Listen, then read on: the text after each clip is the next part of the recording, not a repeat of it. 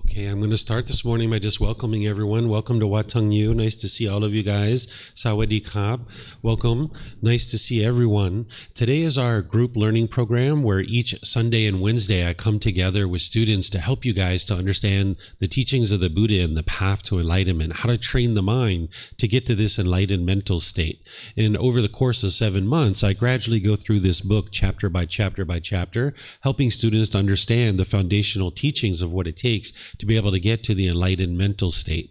When your mind is enlightened, you'll notice that there's no longer discontent feelings, that the mind is peaceful, calm, serene, and content with joy. There's no longer any anger, sadness, frustration, irritation, annoyance, guilt, shame, fear, stress, anxiety, loneliness, boredom, shyness, resentment, jealousy. All these feelings and others are completely eliminated from the mind through training of the mind. The teachings of the Buddha don't include any belief. It's not about believing a bunch of things and then hoping something good happens when you die. Instead, you're learning his teachings, you're examining them, you're investigating them, you're reflecting on them to independently verify whether they're true or they're false, and then you're actually practicing his teachings, integrating them into your life so that you can train your mind. Essentially, what the Buddha discovered is these individual pollutions in the mind, that when you use these tools and techniques to uproot those out of the mind, that the mind is going to experience this peace and calmness, the serenity and contentedness with joy. And you can see that that's happening for you, that as you're learning and practicing his teachings, you'll see that the mind's becoming more and more peaceful. Because you know, in situations where you're normally upset or angry or frustrated or irritated or some other discontent feeling, and you can see that the mind's becoming more and more peaceful through learning and practicing these teachings. You'll notice that your personal professional relationships are really improving, that you'll notice that they're really blossoming because you're not being bitter and harsh and hostile any longer. You'll notice that there's focus and concentration, clarity and deep memory, that the mind's performing better because you've uprooted these pollutions out of the mind. You'll get to a point where you're not even in a bad mood any longer. Right now, you might think that these feelings of anger and frustration and all these others are actually being caused by other people. You might think that something external is actually causing these feelings. And because of that, you haven't been able to solve that problem, that the mind still gets angry and frustrated and agitated. But when you study the teachings of the Buddha in a way that you investigate them and examine them, reflect on them to independently verify them, and then practice them, you can see the truth for yourself that your mind is actually causing these feelings. And because your mind is actually causing these feelings, you can actually eliminate them.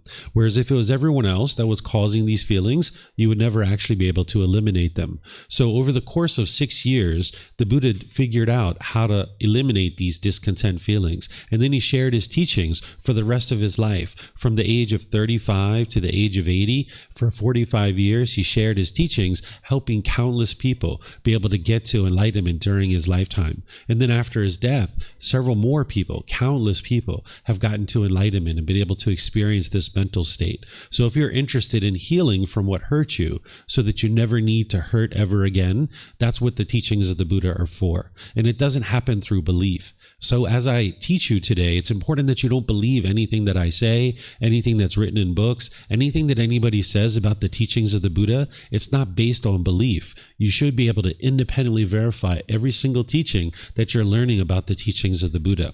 So what I'm going to do to get us started is I'm going to guide you guys in meditation, and then afterwards, I'm going to open up to questions and anything you guys would like to discuss. If you'd like, I can teach you guys some things.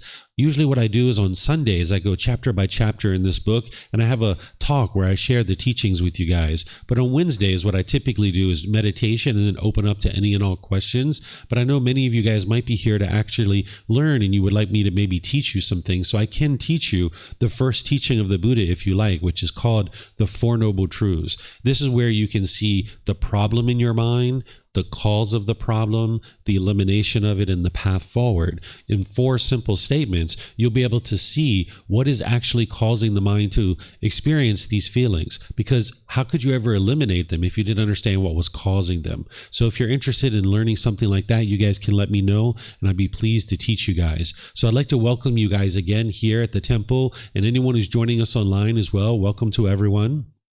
The way I'm going to start our meditation is I'm going to start with some chanting. If you guys would like to chant along, you're more than welcome to. There's some laminated sheets on the table over there. If you'd like to get one, you're more than welcome to get them. They're the chanting sheets on the table, and it has the Pali chants as well as the English translations, and you'll be able to see what I'm actually chanting, and you're welcome to chant along if you'd like.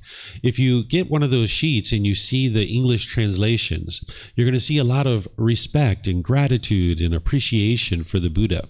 And because of this, I don't think the Buddha actually created these chants himself, that they were probably created by his students, either during his life or after his death, because a Buddha wouldn't go around and teach people to chant these things to him out of admiration and respect.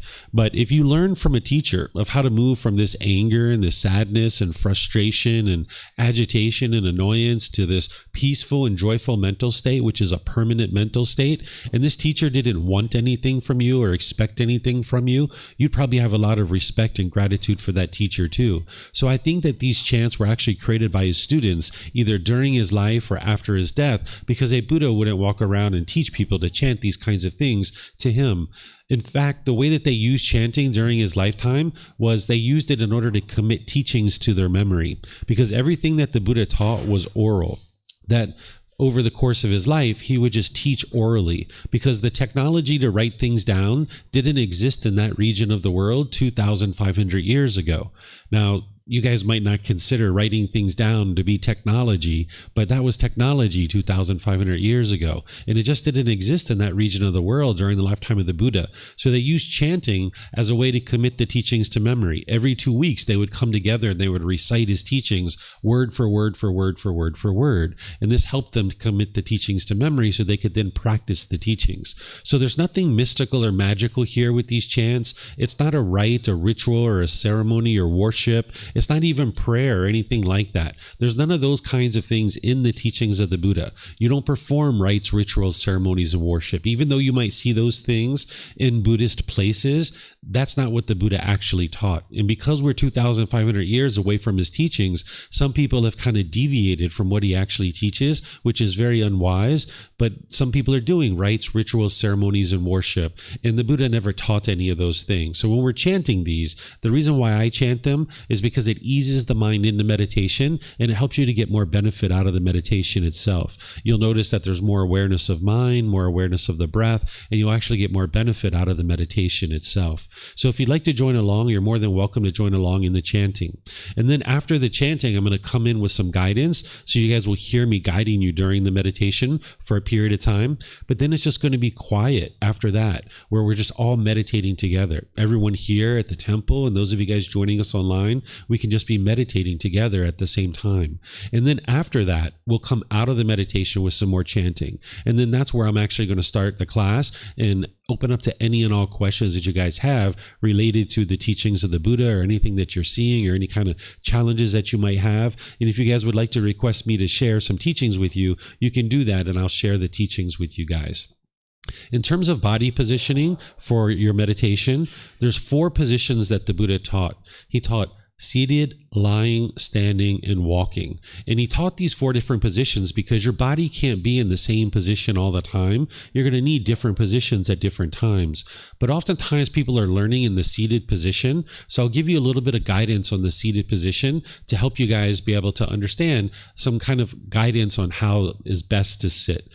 It's important to understand that there isn't just one fixed way to sit in meditation. This practice isn't about everybody doing it exactly the same way. You can sit however you're comfortable. So what I'm going to share with you is just a little bit of guidance to maybe help you along if you're looking to find some different options for how to be comfortable during your meditation. You could be sitting on the floor. You could be sitting in a chair. Maybe if you're at home, you're on a sofa or a bench or in a wheelchair or something like this. You can sit however you're comfortable. If you're on the floor, you might have some cushions under your rear. This kind of softens your seat a little bit, and you like your legs to just be lightly crossed. If they're real tight, this is going to impede the circulation, so you like them to just be lightly crossed to allow the circulation to flow. Some people like to put their legs off the mat. This gets your hips up in the air, and it lessens the angle at the hips, the knees, and the ankles, and this also allows the circulation to flow. So if you like to put your legs off the mat, that's an option as well. The Buddha put his right hand over his left with his thumbs together, and he put this into his lap. And if you'd like to use this, you could. But again, it's not about everyone doing it exactly the same way, because all of our bodies are different and we're going to find different things to be comfortable. So there's other options here. You could put your palms on your thighs. You could put them on the knees. You could put your palms up. Some people like to rest their hands comfortably in their lap. So you find whatever is comfortable for you. And for those of you guys in chairs or on a sofa or a bench or a wheelchair or something like this, the same thing. There isn't just one fixed way to sit. Some people like to put their feet flat on the floor or lightly crossed at the ankles. But you can see me, I'm sitting in a chair here with my legs crossed. So you could easily do something like that too. It's really whatever is comfortable for you. And then your same thing with your hands and the arms. You can just put your hands and your arms wherever you like. The upper body should be erect. By having the sternum up and the shoulders back, it keeps the mind attentive and alert during your meditation so that you can actively train the mind. This is a dedicated, purposeful training session where you're eliminating certain unwholesome qualities from your mind and you're cultivating certain wholesome qualities in the mind. So you would like your mind to be attentive and alert during the meditation. So having your upper body erect with your sternum up and your shoulders back, it'll help keep the mind attentive and alert during the meditation. It also helps you to breathe in through the nose and out through the nose, because we'll be breathing in and out of the nose, and having the sternum up and shoulders back will help you to be able to do that. So again, I'm going to ease us into meditation with some chanting, which you guys are welcome to join in on, and then I'm going to come back in with some guidance.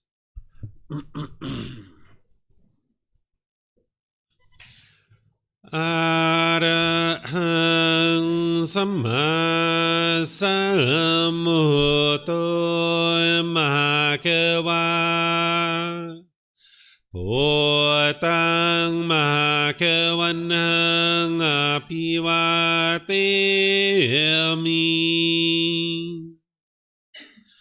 Savakato Bhagavata Tammo Dhammang Namasami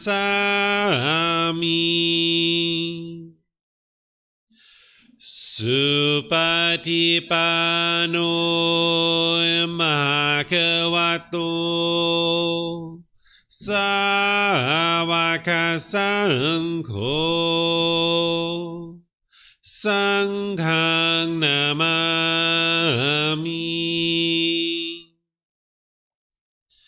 Namo Rasa Bhagavato Arahato Samma Sambuddhassa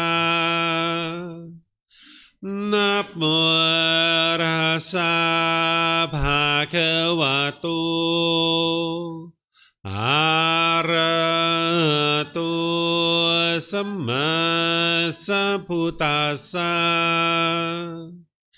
Namo Rasa Bhagavato Arahato Samma Sambuddhassa Iti piso Bhagava Arahang Samma Sambuddho Vicacaranang Sammuno Sakhato Rokavitu Anutero Purisa Dhamma Sati Satatava Manusanang Oto Bhagavati.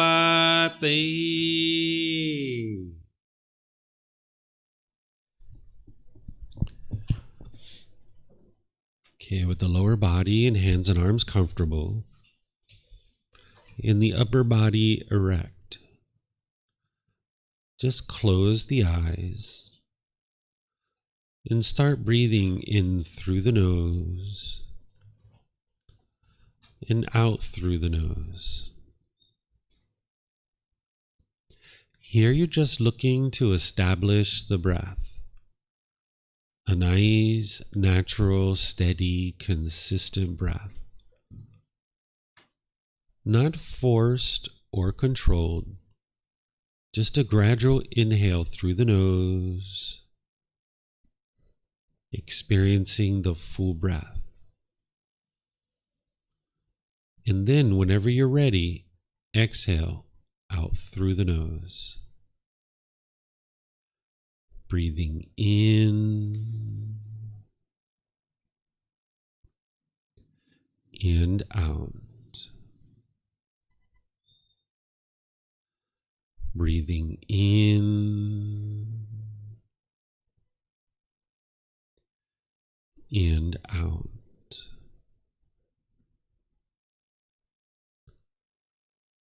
Your breath may not match up with the guidance that I'm providing, and that's okay. This is your practice. I'm just here for guidance. You can use this voice as a reminder that whenever you get to the next inhale, breathe in naturally through the nose, developing a nice, natural, steady, consistent breath.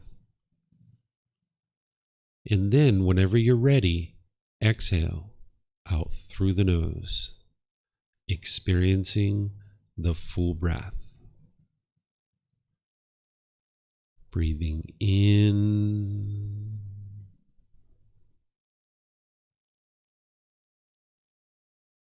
and out.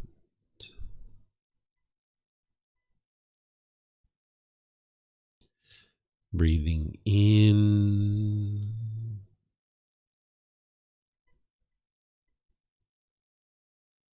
and out.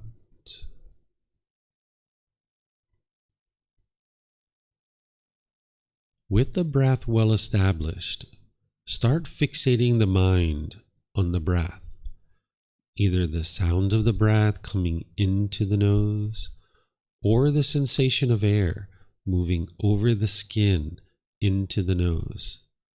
The breath is the present moment. Fixate the mind on the breath, the present moment. Breathing in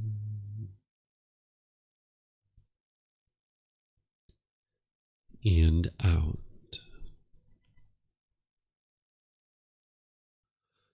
Breathing in and out.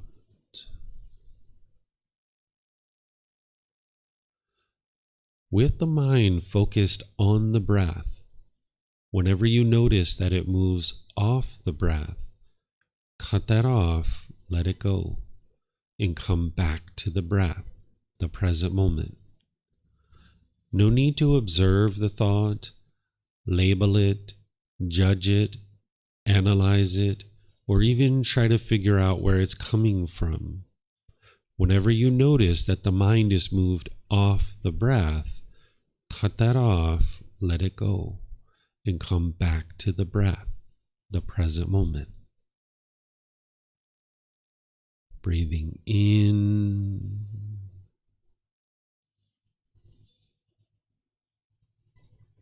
and out.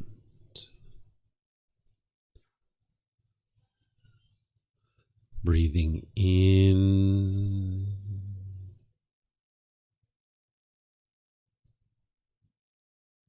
and out.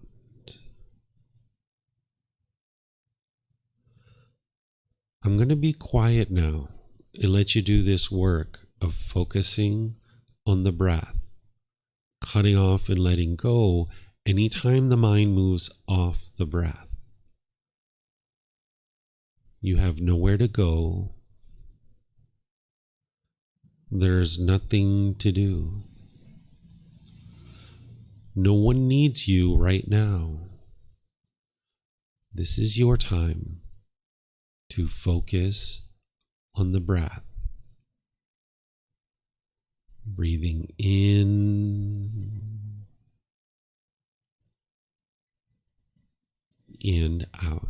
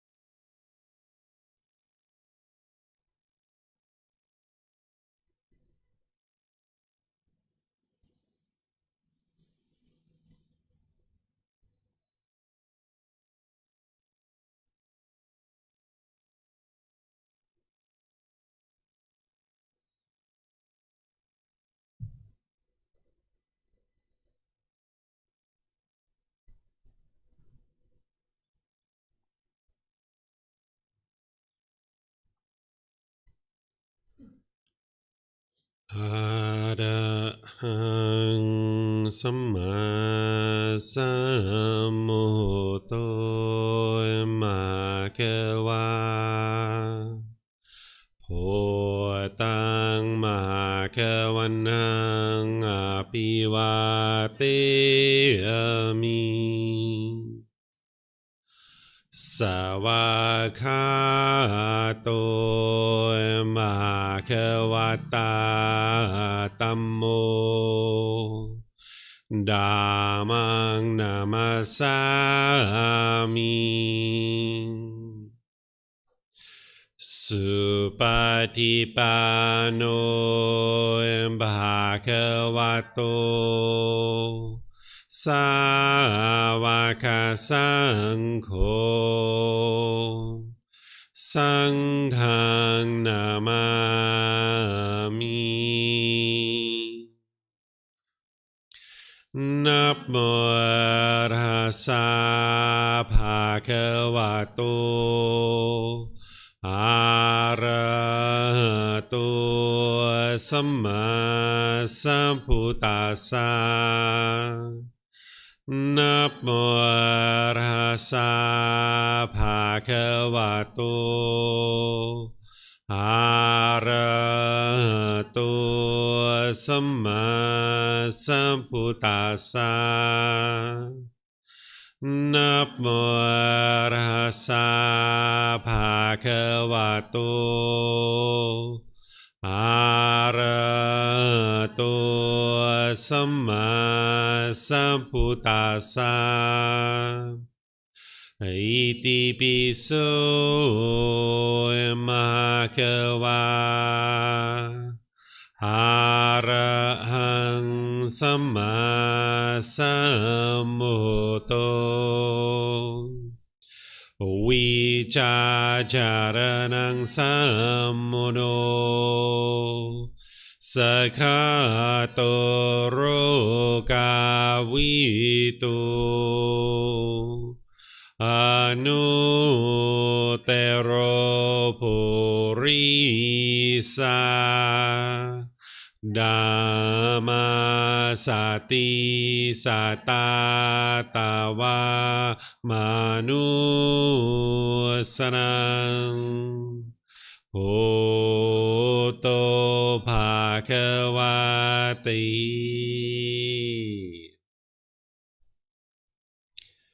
Okay, if you guys would like to slowly make your way out of meditation. Once again, welcome to everyone here at the temple. Welcome to everyone online. Nice to see you guys this morning. For those of you guys that it's your first time here at the temple, I'll just share a few things to help you feel a bit more comfortable while you're here. Is that in the back of the room, the very last door on the right, there's a bathroom. You're welcome to use it at any time. Feel free to get up and use that restroom. There's even restrooms outside the classroom. If you go outside the door to the parking lot, you'll see signs that'll take you around to the main temple bathroom. So you feel free to use the restrooms however you like. There's water and snacks and things like that over here on the table that's provided by our students. You're welcome to help yourself to any of that you like. As I talk today and as I go through our class, if you have a question or anything like this that you'd like to ask questions or get more insight into what it is that I'm sharing, you're welcome to ask any and all questions that you like. Here at the temple, if you'd like to ask questions, we have microphones in the white bowl here in front of the camera. So if you guys would just raise your hand, we can probably pass some microphones around and you can get a microphone and press the gray button on the microphone. You'll see the lights come on. You just wait a second or so and you put it up to your chin and we'll be able to hear you here at the temple and they'll be able to hear you online as well. If you speak here without a microphone, they wouldn't be able to hear you online. And then you can just keep the microphone with you because you might have more than one question or the people around you might have a question and you can just share the microphone around to the people around you.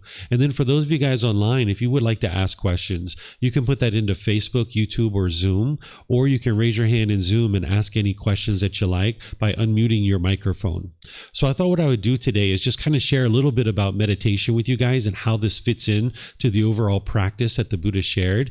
And you guys are going to be welcome to ask any and all questions that you like, because on Wednesdays, what I do is I just do meditation with you guys and then open up to any questions. But oftentimes people are coming here and it's the first time that they've ever really kind of been exposed to the teachings of the Buddha. So I'll give you guys a little bit of a introduction to the teachings of the Buddha and a little bit of an understanding of how this meditation fits into the overall practice of the path to enlightenment. But then when we get to questions, you guys can ask questions about anything that I'm sharing or anything that's on your mind that you might like to ask questions about, whether it's something that you're seeing here in Thailand or anything that you're reading about or seeing, or any kind of challenges or struggles that you might be having in your day-to-day life. I can help you with all those answers. So just feel free to let me know if you have any of those questions.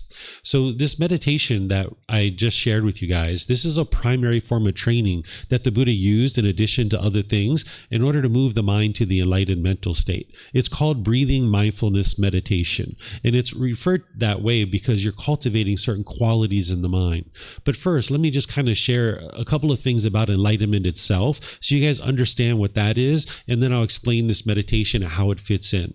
So this enlightened mental state is a mental state that you can actually attain in this life. The teachings of the Buddha aren't about a bunch of beliefs of things that you believe and then you just hope something good happens when you die. That's not the way that Buddha taught, and that's not what his teachings are. There's no belief whatsoever, because with belief, you don't know what's true or false. You're just believing it because either somebody convinced you to believe it or you convinced yourself to believe it. And now your mind can easily be shaken up when you find out that your beliefs aren't true, right? If you grow up with the idea of Santa Claus like I did, I used to believe in Santa Claus and I thought Santa Claus was real. And when I found out that he wasn't real, my mind was really shaken up by that, right? At 8 years old, when my sister told me that mom and dad were eating the cookies and milk and it wasn't Santa Claus that was bringing us the gifts, I was really angry about that. I was really shaken up. My belief was shattered, right? So when you believe something, you don't know whether that's true or false. But now I know the truth. I know with wisdom that Santa Claus does not exist. And it doesn't matter how many Christmas carols I hear on the radio or on the internet, or it doesn't matter how many people I see in big red suits with a big gray beard. I know that that's not Santa Claus, and there's nobody that runs around the world in one day and delivers presents to everybody. This just isn't true, because you have wisdom when you understand this, and now nobody can shake you off of that because you know what the truth is. And that's essentially what you're doing on this journey to enlightenment, is you're looking to get to the truth about this world around you. Because if you're experiencing anger and sadness and frustration and all these other discontent feelings, there are certain things about the world that you don't understand yet. Your mind is struggling and having difficulties. It has a certain lack of wisdom. And because of that lack of wisdom and living in a world that you don't understand, the mind experiences things like stress and anxiety and these other feelings. Oftentimes in the unenlightened state, you might think that it's other people that's causing you to feel this way. But you can see through these teachings that I'm going to share with you that it's actually your own mind that's causing these feelings. And that's why you can heal from what hurt you so that you never need to hurt ever again. But what's hurting you is actually inside your own mind. So for example, if the mind really wants something, if it's longing, it's yearning, it's expecting something, it's wanting something a certain way. If you get what you want, you get happy. You get excited, you get elated, you get thrilled, you get euphoria, right? But if you really want something, if you're longing, yearning for it, and you don't get it, you get angry, you get frustrated, you get agitated or annoyed. The mind is craving permanence. It's wanting things to be a certain way. It's expecting things to be a certain way. And the thing is that you live in an impermanent world. Nothing around you is permanent. Everything is constantly changing, but your mind's going to crave permanence and wanting things to be permanent. And when the mind gets what it wants, it gets those pleasant feelings like happiness, excitement, elation, thrill, euphoria. But when you don't get what you want, you get these painful feelings like anger, sadness, frustration, irritation, annoyance, guilt, shame, fear, stress, anxiety, loneliness, boredom. All these different feelings are very painful for the mind to experience. So let me give you some examples so you can understand and you can see this from your own life. These are examples that I share at different times so that you can look at it and you can independently verify through your own direct experience. Think back to a situation where you had a certain boyfriend or girlfriend that you maybe first came in contact with. And when you first got together with this person, things couldn't have been better. everything was so pleasant. It was so wonderful. This brand new person in your life showing you affection. You're having conversations together. Maybe you're going out to the movies. You're going out to dinner. Maybe you're going to the park and having great conversations. Maybe you're even having intimate contact and having sexual contact or something like this. And during this period of time, things are very pleasurable. You're so happy. They're so happy. They're calling and checking in on you. It's wonderful to have this affection, this new person in your life. But then over time, you have certain expectations of that person. You want them to do certain things and they're not doing it, or they want you to do certain things and you're not doing it. And now you guys get frustrated or angry or irritated with each other. And then you break up and you end the relationship. And now you might feel lonely, or you might feel bored. You might be missing this person. You might be angry. You might be frustrated or irritated. It's not the love that's causing these feelings to occur. Oftentimes that's what we think. But the love is a genuine interest in seeing all beings be well. That doesn't cause painful feelings. What's causing the painful feelings is that the mind's holding on to this person, wanting this relationship to be permanent. The mind craves permanence in the unenlightened state. It's craving for things to be permanent. But in reality, this relationship is impermanent. It's not permanent. And it was always that way from the very beginning. But the unenlightened mind doesn't understand what's called the universal truth of impermanence, that things are constantly changing in the world around you. And as long as you're holding on and you're craving permanence, when your mind's not getting what it wants, it will get angry or sad or frustrated or some other discontent feeling. It's not just happening with boyfriend, girlfriend, husband, wife. It's happening with grandma and grandpa, mom and dad, brothers and sisters. If somebody dies in your life, you might grieve. You might be sorrowful.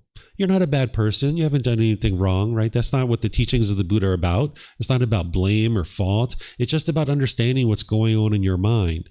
That when this person dies, the grief and the sorrow is because the mind's holding on. It's wanting grandma and grandpa to be permanent, or mom or dad, or brothers and sisters, or your friends. It's craving permanence. Or if you've ever been to a wedding, and maybe you've been crying at a wedding, or people around you were sorrowful at the wedding.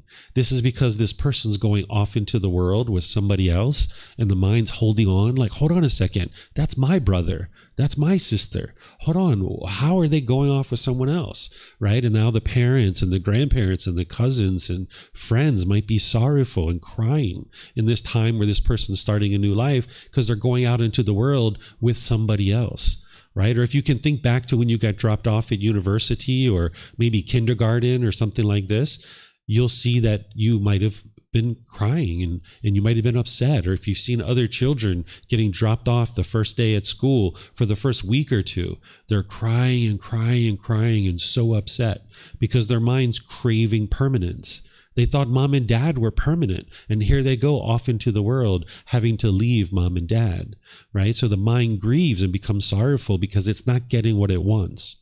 Here's another example that doesn't involve relationships, so it might be a little bit easier for you to be able to see this. If you got a brand new car, maybe this car of your dreams, the car that you've always wanted to get, whatever that car is, maybe it's a sports car with a convertible, or maybe it's a 4x4 truck, or maybe it's a Ferrari or Lamborghini, or whatever it is. You got this perfect car that you've always been wanting. You drive it off the parking lot and all your friends see you. It's like, wow, look at her. She's so successful. Wow, look at him. He's so successful, right? You're driving. You're so proud of this car.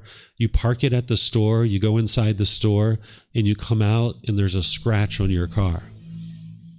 You might get frustrated. You might get angry, right? It's not the scratch that's causing this, and it's not the person who scratched your car.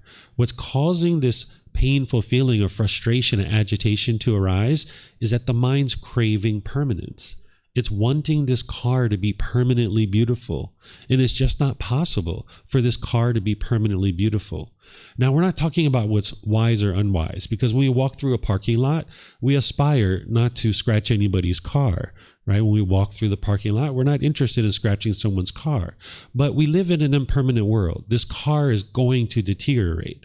Over time, the paint's going to fade, the upholstery is going to fade, the tire's going to need to be changed, maybe the upholstery gets ripped or torn. Maybe somebody's pushing a shopping cart through the grocery store parking lot or wherever you're at, and the wind comes up and it blows the wind and it bumps into the car and scratches it. This is all impermanence. This is just change. But the mind's craving permanence because it doesn't understand that everything around you is impermanent and is constantly changing. So as long as the mind's craving permanence and it's getting what it wants, which is this car looking beautiful, it will be happy. But when the mind doesn't get what it wants, i.e. this scratch on the car, now the mind is angry or frustrated, right? This is what the mind is experiencing in the unenlightened state, is these discontent feelings. The mind's going up and down and up and down. If your bank account's here, you might be so happy, yay! But then when your bank account goes here, you're not getting what you want, you're angry, you're frustrated, right? Your mom or dad do this, maybe you're so happy. But then when they do this over here, maybe you're frustrated or angry because the mind's not getting what it wants. It's longing, it's yearning, it's craving. Okay, so this is just a little bit of an introduction to what we call the Four Noble Truths. I didn't explain it in the way I normally do, which is go through it very thoroughly. It takes me about 45 minutes or an hour. But even with this little bit of an introduction, you can look at it and you should be able to independently verify what I'm sharing with you. Because what I'm sharing with you is your mind is causing your own discontent feelings because it's craving, it's wanting things to be a certain way. But look at a situation where you've recently been angry or irritated or frustrated. It might have been this morning or yesterday or last week. Maybe you were sad or sorrowful. Look at that situation. There was something your mind wanted. You were longing, yearning for something. And if you would have got it, you would have been happy. But because you didn't get what you wanted, you got angry or sad or frustrated or some other discontent feeling. You should be able to look at your own life and be able to see this and be able to independently verify it. There are students who've asked me questions before. They raise their hand, and you guys are welcome to do that too. They'll say, David, hold on a second. You're saying that I'm the one who's causing my own discontent feelings in my own mind? Yeah. And they'll say, well, I went to work the other day and my house looked a certain way. And I went to work and I came home and my house looked completely different. It didn't look the same. When I came home, my wife had this craft project all over the house. And I got frustrated when I walked in the door. How did my mind cause my own discontentedness? I wasn't even there. It was my wife who put all this stuff all over the house. How did I cause my discontent feeling? Well, when they went to work, they had a craving. They had a desire. They wanted their house to look a certain way. They had an expectation. They were craving their house to look a certain way permanently. And it's just not possible for their house to look that way permanently. That when they came home, they experienced some impermanence, which was just change. That it went from looking one way to the house looking a different way. And now when the mind saw that, it was craving permanence and it got frustrated or agitated. And the house can't permanently look one particular way. So if the mind is expecting and craving for the house to look this way, when it doesn't look that way, the mind's going to be angry or frustrated. And because of impermanence, it's not possible for the house to look that way. And then even with this craft project all over the house, wife is going to put it away. That's not permanent either. And maybe you'll even help her to put it away, right? So the mind oftentimes has challenges to see what it is that I'm sharing with you. So if you have a certain situation that you don't think that your mind is causing these discontent feelings, you can let me know and I can help you to be able to see what is your mind craving? What is it longing for? What is it yearning for?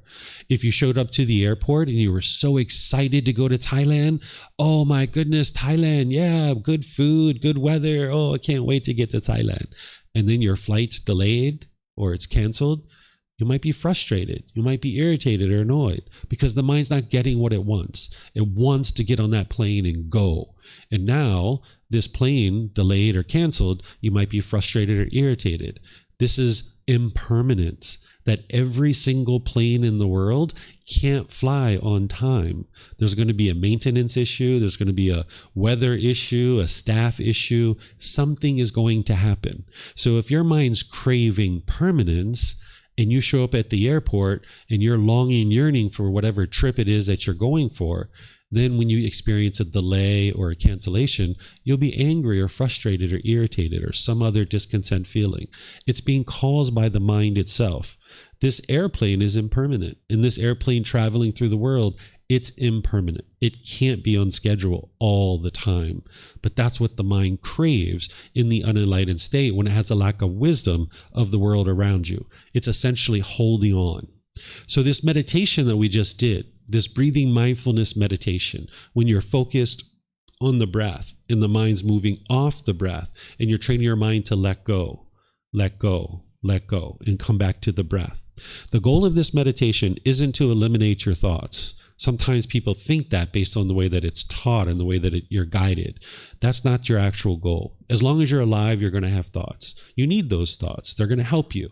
But what you're doing is by focusing on the breath, when your mind moves off the breath, you're developing what's called mindfulness or awareness of mind. You're going to need this awareness of mind. What are the things going on in your own mind? So when your mind moves off the breath, if you notice that, that's mindfulness. Then when you train your mind to let it go and come back to the breath, this is very helpful for your mind because your mind doesn't want to let go. It's craving permanence. It's holding on. It's clinging. That's why when you broke up with that boyfriend or girlfriend, you might have been missing them for a period of time. You might have been lonely or bored. You might have been angry or frustrated because your mind's just holding on to them and wanting them to be permanent. The mind won't let go. It doesn't know how in the unenlightened state. But eventually, if time goes on long enough, your mind will eventually let go, even without training. It'll eventually let go of that boyfriend or girlfriend, perhaps, right? You'll be like, okay, if he wants to be with someone else, so be it. Or if she wants to move across to another country, so be it. And your mind let go. And when you let go, that's when you regained your peacefulness and your joy.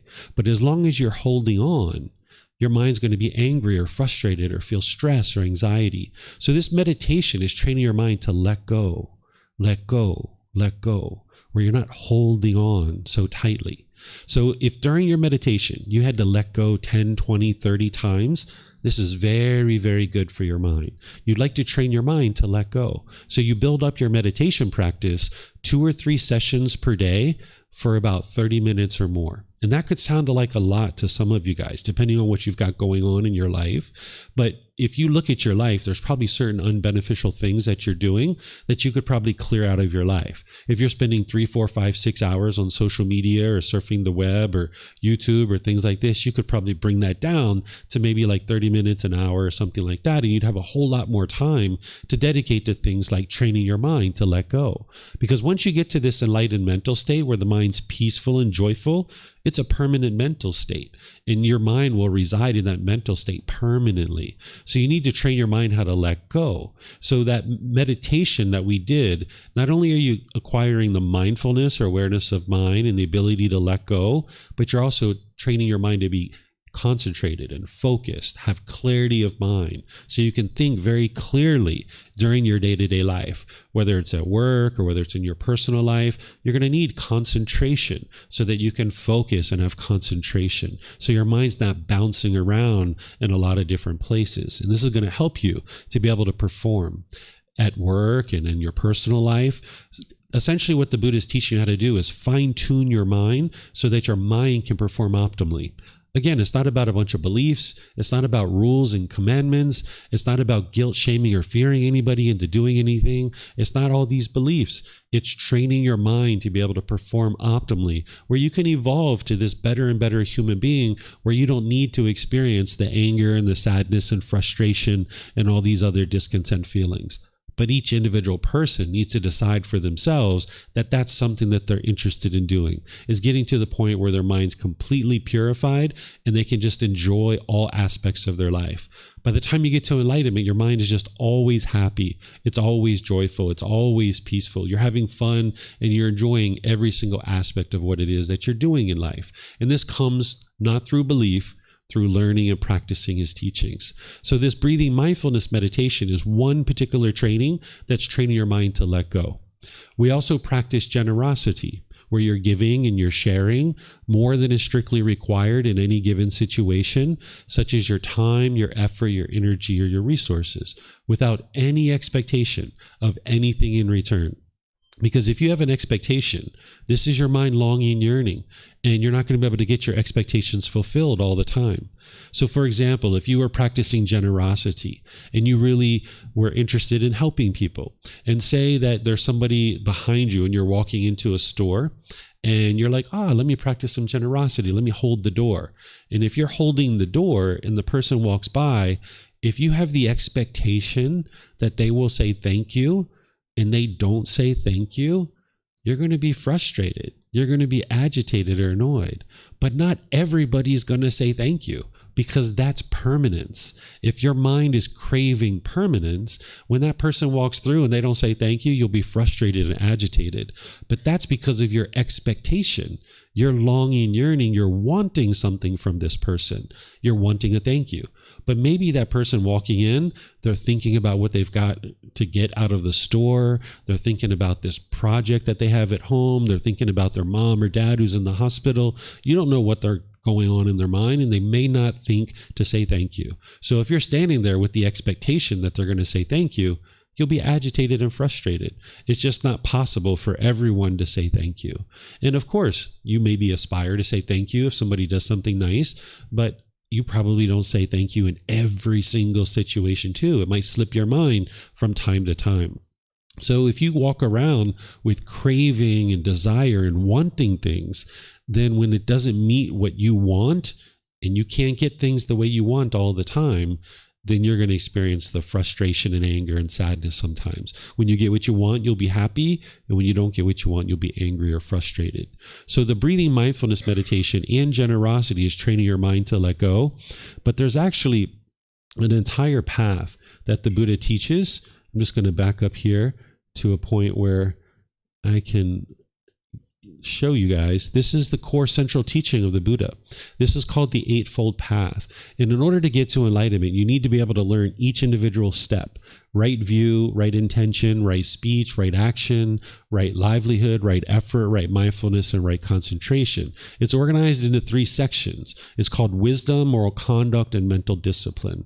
And as you're learning this with the original words of the Buddha, you're independently verifying it. So you're investigating and examining it. You're independently verifying it. And then you're practicing it. You're able to see the truth.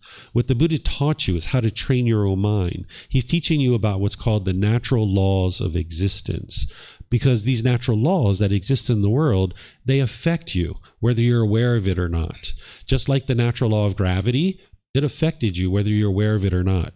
But when you lacked wisdom of this natural law, you struggled and you had difficulties. All of us did. We grew up with this lack of wisdom of the natural law of gravity. So we fell down, we hit our head, we broke our toys, we had all kinds of difficulties with this natural law of gravity because we were making unwise decisions, because we lacked wisdom of this natural law. But slowly but surely, we gained wisdom of this natural law, and we started making wiser decisions. And then we started experiencing improved results in our life. We started tying our shoes tighter. We started looking at the surface of the sidewalk. We stopped being so giddy and bouncing around like little kids all the time. And we were a little bit more calm when we went through the world. And we stopped falling down, and we stopped breaking things so much, right? And now we can do all kinds of things. We can climb ladders, we can get on bicycles, we can ride motorbikes, we can get on airplanes, because we fully understand this natural law of gravity. We awoke, we gained this wisdom. That's what it means to awaken the mind, is that you're gaining wisdom. So we gained this wisdom of the natural law of gravity, and now we can navigate this world peacefully. We don't struggle with this natural law anymore.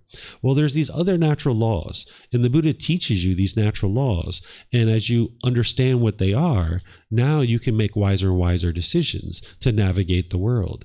But when you lack wisdom, just like with the natural law of gravity, you will struggle. You'll have difficulties. And that's what the anger and the sadness and the frustration and all these things are. So these natural laws are there to be able to help you understand how to navigate the world. The Buddha didn't teach rules or commandments or anything like this. He's helping you to be able to awaken to the wisdom of these natural laws. And then you don't believe them, but you learn, investigate, examine them, you reflect on them to independently verify them, and then you practice. And that's where you see the truth that your mind's becoming more and more peaceful.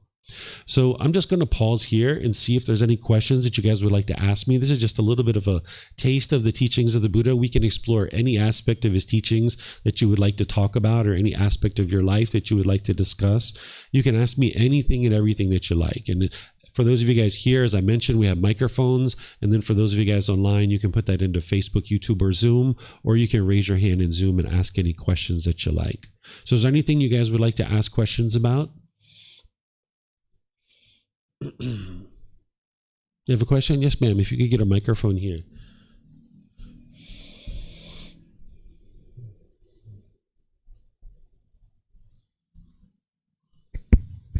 So, hi, my name is Jerry. I'm from China.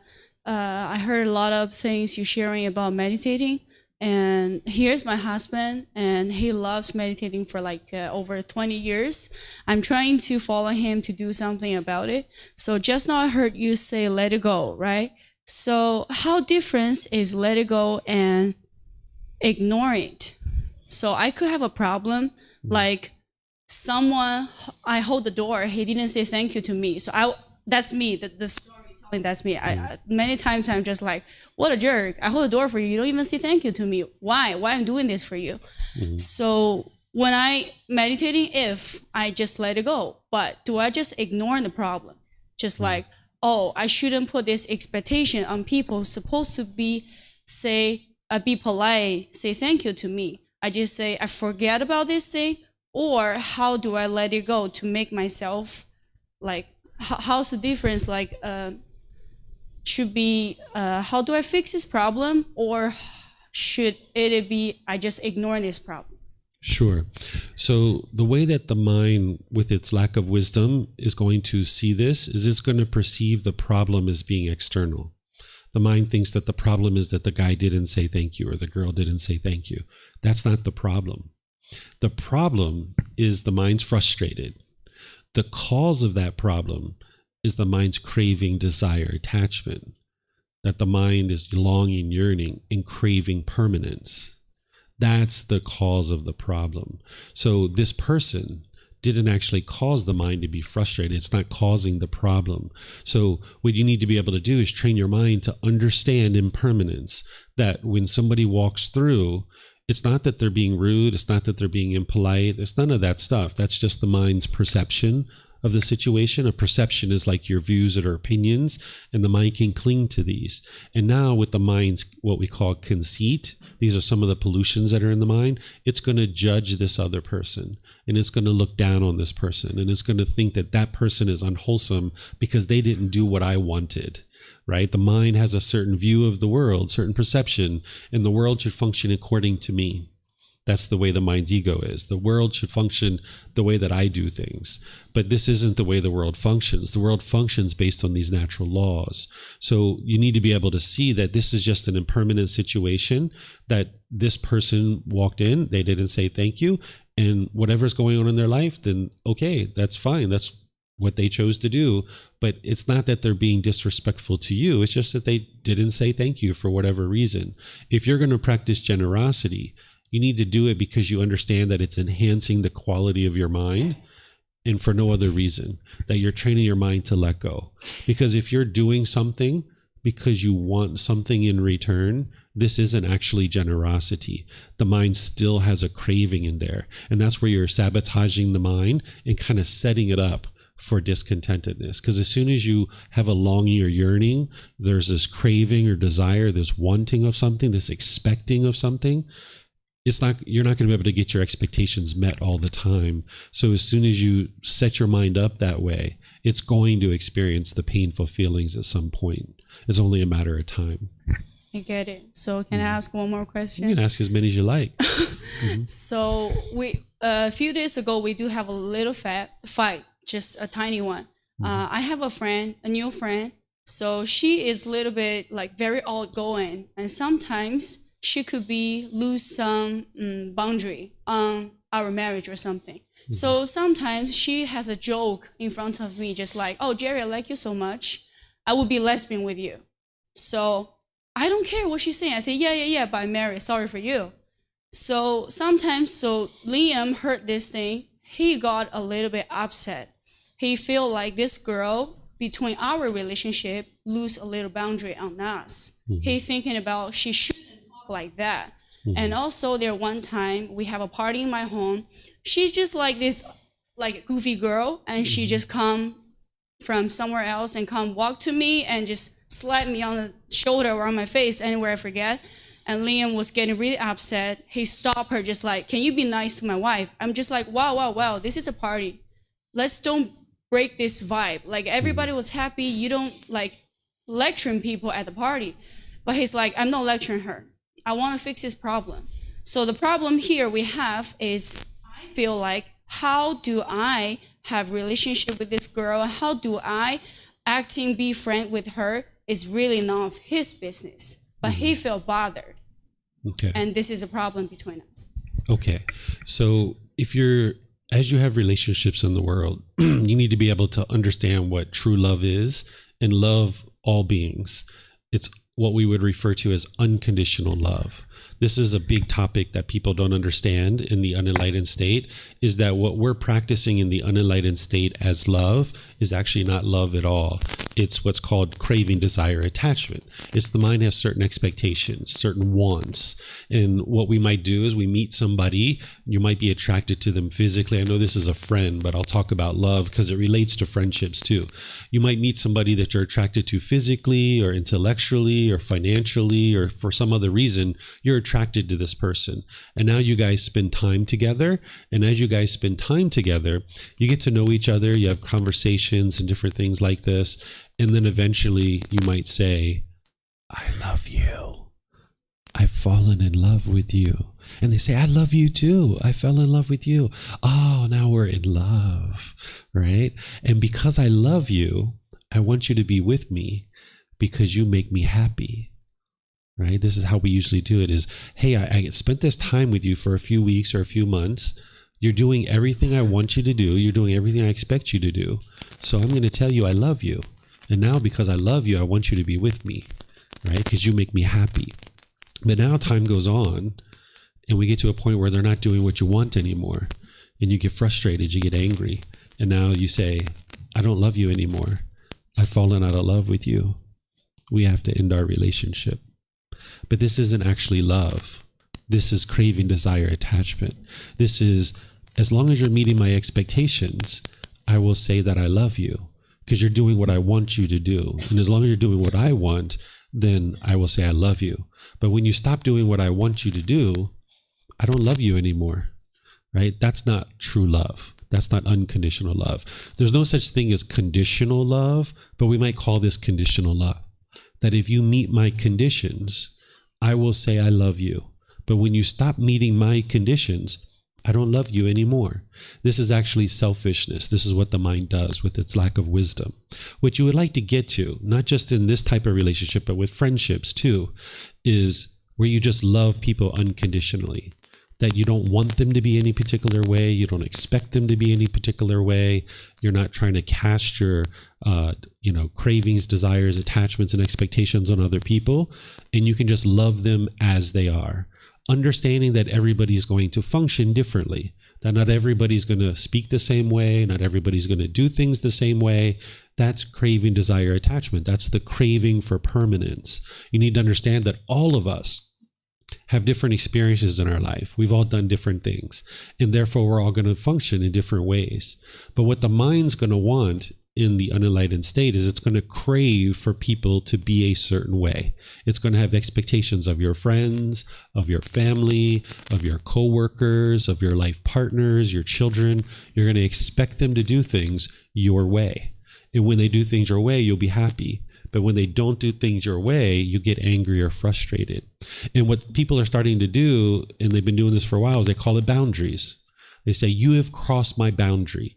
Well, what's really happened is they haven't met your expectation. There's a certain expectation, a certain want that you have. And now if somebody doesn't give you what you want, then you get angry or frustrated or agitated. And you can't go around the world and teach everybody your boundaries, your expectations. This is trying to teach 8 billion people how I want you to interact with me. You could go that route if you'd like, but that's very exhausting. You'd have to have a massive training program to ever teach 8 billion people how to do things your way, right? And there's more people being born all the time into the world. Or you could just train one mind. You could train your mind, right? That's the mind you need to train, where you understand like, hey, everybody does things differently. If I put my expectations on this person, he or she's not going to be able to meet that permanently. So therefore, I'm just setting myself up and sabotaging the mind to experience these discontent feelings. Or I could understand, hey, my friend is fond of you. Obviously, she's fond of you. She's talking in this way about you. And you can just understand that's the way she is. And she's just choosing to be that way and not wanting her, expecting her to be any different, right? So husband being attached to his wife, and this is my wife, she's mine. What do you mean you're going to have a relationship with her as a sexual partner? No, that's not going to happen, right? He wants to hold on to you. So what you need to be able to do is be able to understand that, okay, I don't have to hold on to my wife tight. We have a commitment. We have a loyal relationship. We're not going to have sex with other people. That's something that we've decided as part of our relationship. And this person is being playful. She's saying whatever she's saying, but I don't have to expect her to be a certain way. I can just love her as she is. This is where when you get to unconditional love, instead of I love you, therefore I want you to be with me because you make me happy, it's I love you as you are. And I love you unconditionally. And I would like to see you be well. And whatever you need to do to be well, that's up to you.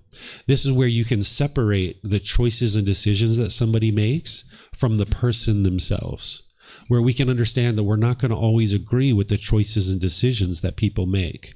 If you can only love somebody who makes decisions in the same way as you, there's only one person you can love in the world. Do you know who that is? Who's the one person in the world that's going to make decisions exactly your way? Yourself, right? And you might even have trouble loving yourself sometimes, right? So if you can only love people who make decisions the same way as you, you're only ever going to be able to love yourself. But if you can separate the choices and decisions that someone makes, realizing that you can disagree with their choices and decisions while still loving the person. Because mom and dad aren't going to make decisions the same way as you. Brothers and sisters aren't going to make decisions in the same way as you.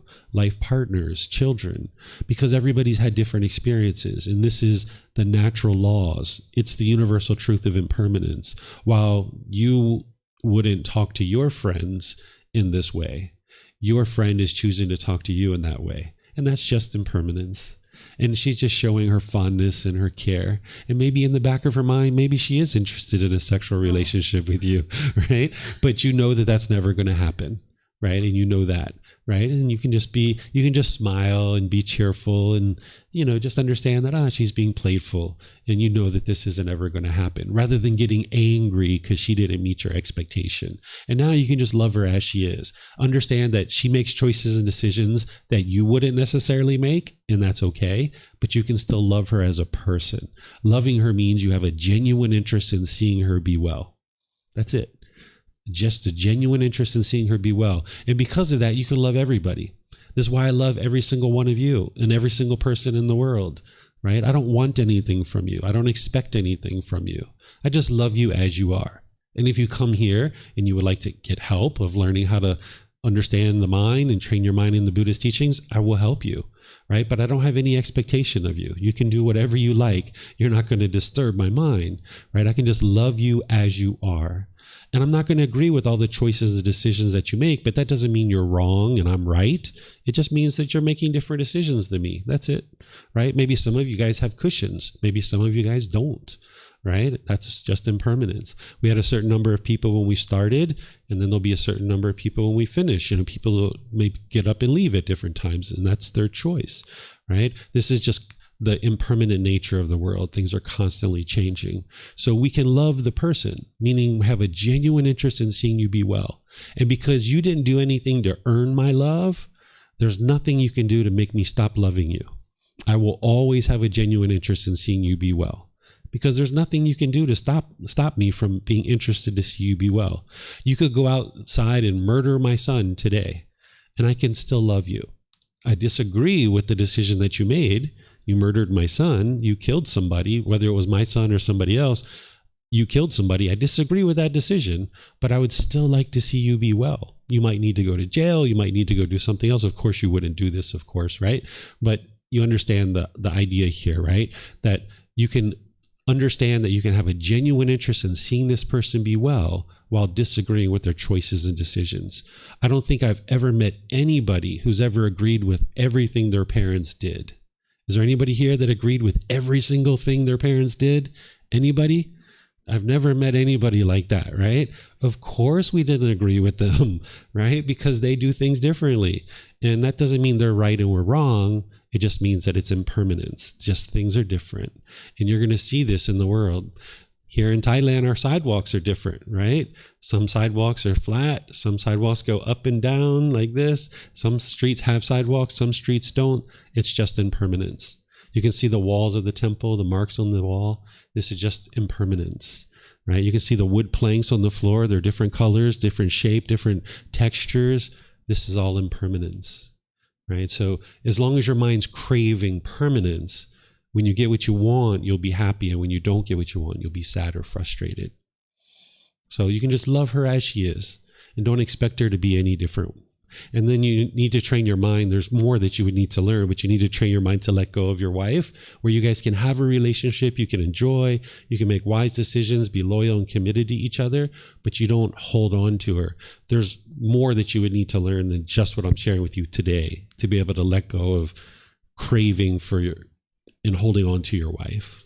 Thank you, because that's actually what he's doing. He told me that I don't like your friend what she's done, but I respect she as our friend. If she need help, I will still go help her. Actually, the problem's on me. I want to change his mind to like her. I want to just be like, I like her. Why don't you like her? We're a couple. You're supposed to like her like what I do. If I like her, then you don't. What happened when three of us hang out together? It's going to be an awkward thing. So it's actually, I have to change some of my mind to not change his mind. Yeah, you can't change other people. Yeah. By the time you get to enlightenment, there won't be anybody in the world that you dislike.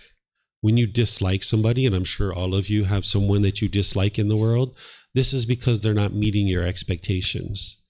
You have certain expectations of them, and you want them to be a certain way. And the people who meet your expectations, you like them. And the people who don't meet your expectations, you dislike them. This is coming from your own mind. We think it's the other person, but it's actually coming from your own mind. So when you get rid of your expectations and wanting everybody to meet your expectations, you can actually like everybody and just understand that people are going to do things differently, and that's okay. Right? So you can get to a point where you just love everyone and you don't dislike anybody whatsoever. Anytime you hate or have anger or you dislike people, this is a reflection of what's going on in your own mind, and you just haven't learned about these wants and expectations and how your mind is doing this. And that's what the teachings of the Buddha are here for you, to help you be able to see this. And then when you clean all this up, you can get to a point where all your relationships are harmonious. If you're noticing that you're having these difficulties and struggles in relationships over and over and over again, it's just because the mind lacks wisdom. It hasn't been trained. And when you clean up your mind, when you learn this training, when you gain this wisdom, you'll be able to have harmonious relationships with everybody in your life.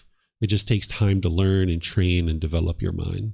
But it's very rewarding because it's a permanent mental state that when you get to this point, it's not like you walk up a mountain and you enjoy the view, then you got to walk back down. This is the type of journey that when you climb the mountain, you get to stay up there, enjoy the view, enjoy the fresh air. That when you get to this enlightened mental state, your mind will just permanently be in that mental state, and you'll have harmonious relationships with everybody around you. Yep. Thank you for asking questions. Great examples. Yeah. Yes, ma'am. Have some more? Yeah, you guys can get mics. You can pass them around. That way, when one person's done, we can just go right to the other person. And you can get a mic over there too. I think she can share with you. Yeah. Mm-hmm.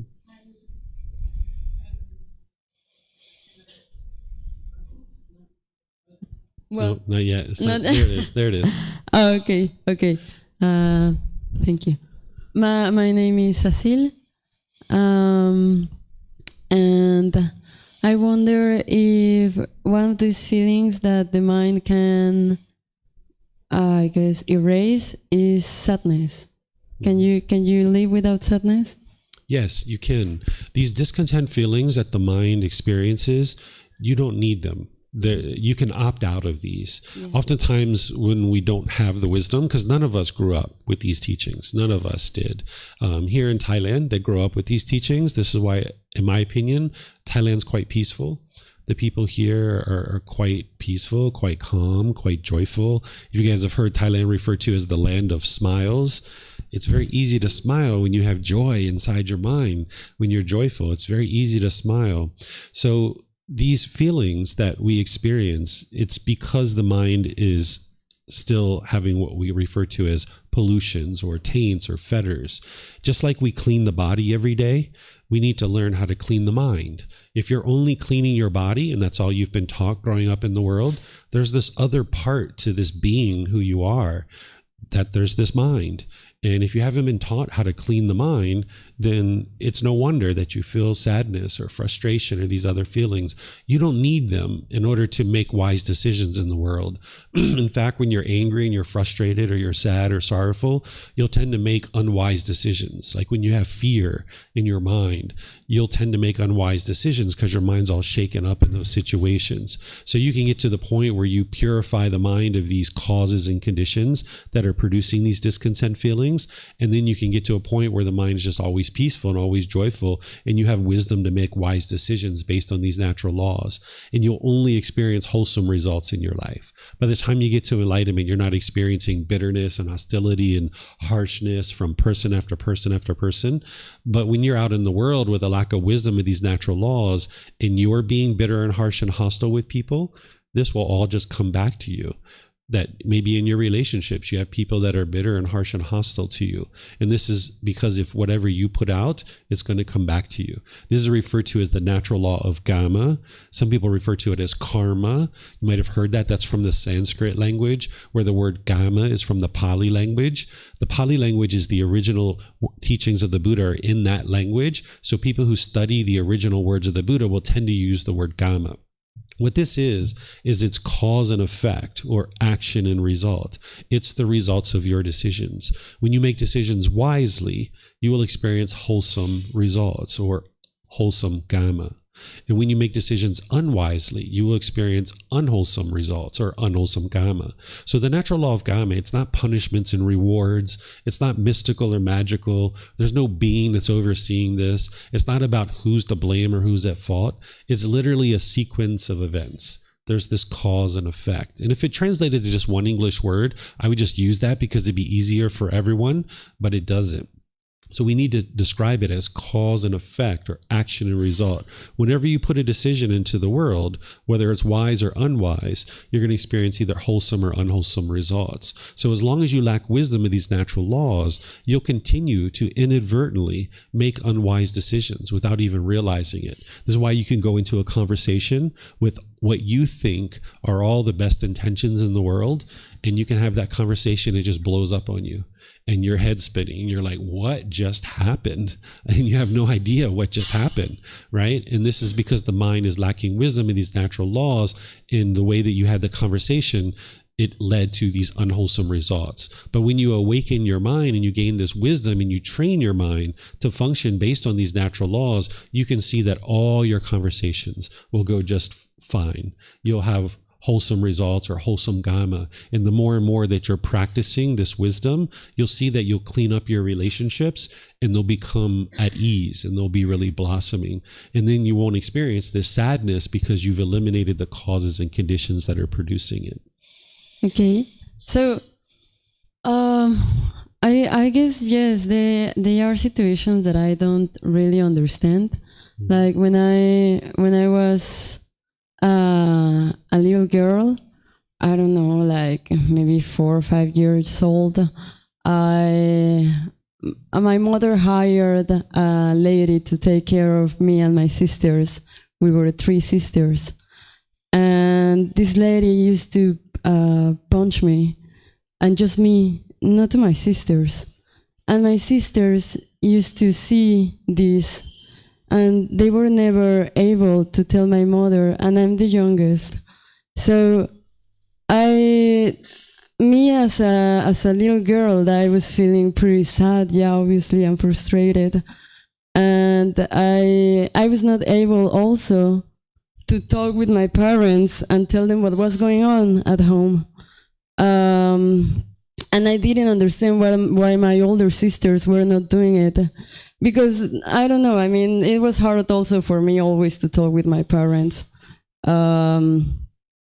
So I actually could never understand why this was happening. I don't know if this sadness came from me or that difficult situation. And I don't know, I mean, sometimes I even talk about it in my family. I remember once I don't know why I mentioned it, and my brother-in-law asked my sister, did that actually happen? My sister, yeah. And he asked, like, so why nobody said anything? And silence was the answer. So, yeah, I mean, I guess I cannot help to feel sad with these situations. I don't understand them. Sure. So when we're born, we have a lack of wisdom about many things, the natural law of gravity and many other things. But we're born into the world with craving, desire, attachment. We're longing, yearning. We're wanting things to be permanent. This is why when we come out of the mom's womb, we cry right away. Right? When we're born into the world, we don't laugh and like, wow, look at this. We're back we're out in the world. Look at this. Look at this. No, we're craving that permanence. We have this great life in there. We're all by ourselves. We got this little cozy place to sleep. We've got this food being pumped into us and we don't have to do a thing in the world. We're just hanging out. And next thing you know, here we come, this big push out into the world, or surgery to come out into the world. And we're crying right away because we're craving permanence right away. That's what's causing that discontentedness. And then when we grow up, we want chocolate and ice cream and we have all this craving, and mommy and daddy give it to us and we get so happy and so excited because we get this ice cream and chocolate. But then sometimes they say, no, you can't have chocolate and ice cream. You're the worst mommy and daddy ever, right? Because we're not getting our cravings fulfilled. If we get what we want, we get happy. If we don't get what we want, we get sad or angry or frustrated. So as we're growing up as a young child, 4 years old, the mind has such a lack of wisdom. It doesn't understand that, hey, this hitting from this person is not the way that would be helpful in the world, and we shouldn't hit other beings. And I need to tell my mom and dad about this. The mind lacks that wisdom in order to figure out how to move away from that. So there are certain things that happen in our life that we all would prefer that wouldn't have happened. But now that those things have happened and they're in the past, we need to train our mind to let them go and not to form feelings today based on things that happened in the past. This is where some people think that when some traumatic experience happens to you, you'll never get over it, right? You'll never experience something better. But that's just because the mind's holding on and it doesn't know how to let go. So no matter what it is that's happened in your life, even something as significant as like sexual abuse or physical abuse or something like this, if you've experienced these kinds of things in the past, you got to be able to train your mind to let those go. Realize that it's in the past, that at that time there were certain decisions that were made or not made that led to those events happening.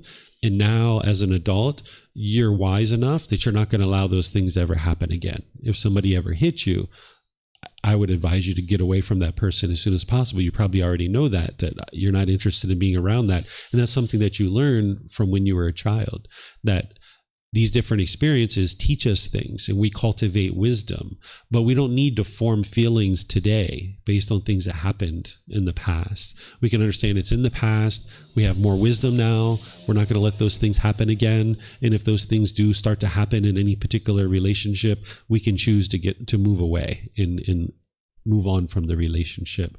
So this can be the way that you can understand is that your mind just lacked wisdom at that time as a little girl of how to handle this situation and what would be best and what would be wisest. But now you have that wisdom. So if that ever happened again, you would know how to handle it.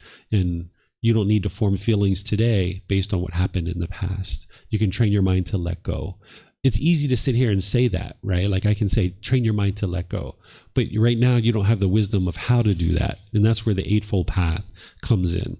It teaches you step by step how to train your mind to let go. And this is the journey to enlightenment. It's not a 1 day thing, a 1 week thing, a 1 month thing, or even a 1 year thing. It's going to take multiple years to train the mind.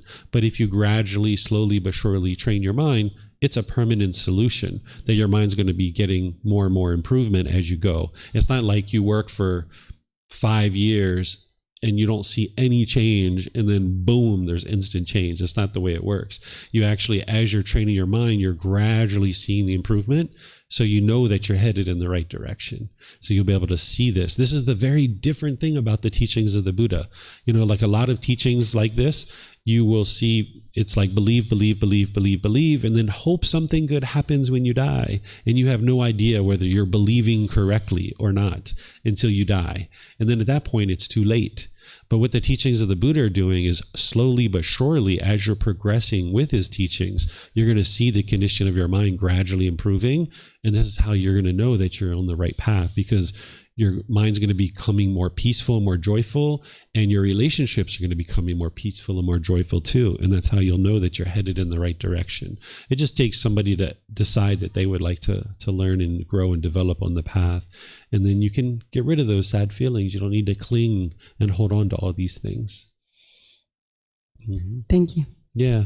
And what I'll add here is sometimes what we do too, when we're experiencing painful feelings, we turn to things like substances or sex or shopping or things like that, because the mind, with its lack of wisdom, it doesn't like those painful feelings, and it's trying to get to something that feels better because it feels uncomfortable in these painful feelings. So what we tend to do is we tend to turn to substances, to get high or drunk, or we'll turn to sex or drugs or shopping or money. The mind will crave something and it'll chase after it. Gambling, things like this.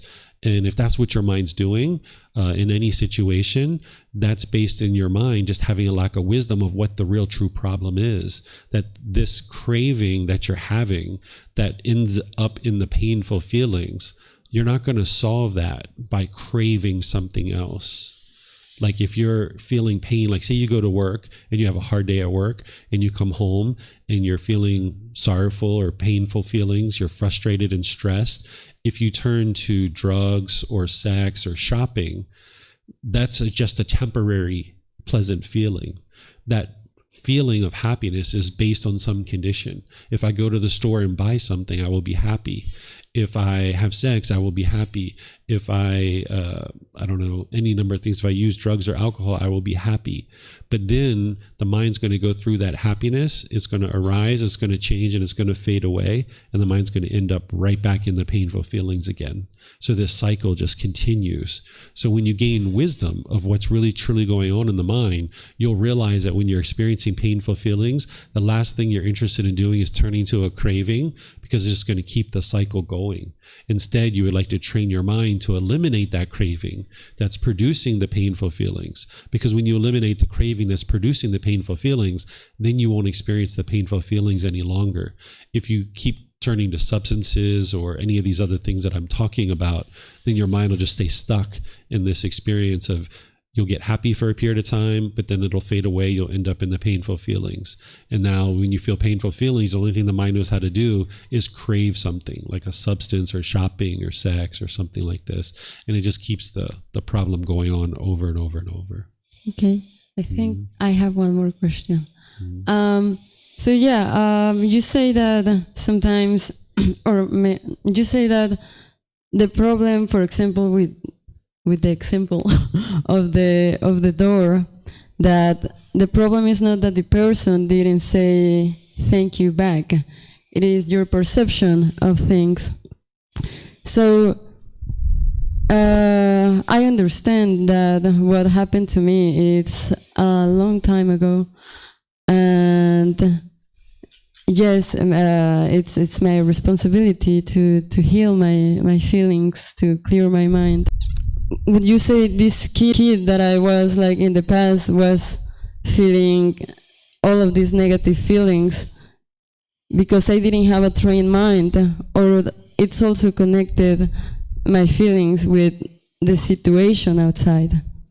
It's because the mind has craving, desire, attachment. It's important to understand in examples like this that there's what's wise and unwise in the world. Like it's wise to not harm other beings, and it's unwise to hit somebody, right? And so this person, whoever was taking care of you, they had pollutions in their mind. They were unenlightened. They were inflicting harm, bodily harm, right? You can cause someone harm, but you can't cause them discontentedness. So this person was causing you physical harm. You can cause someone harm through their material possessions. You can cause them physical harm, and you can harm people's reputation. And when you cause harm to people, then harm is going to come back to you.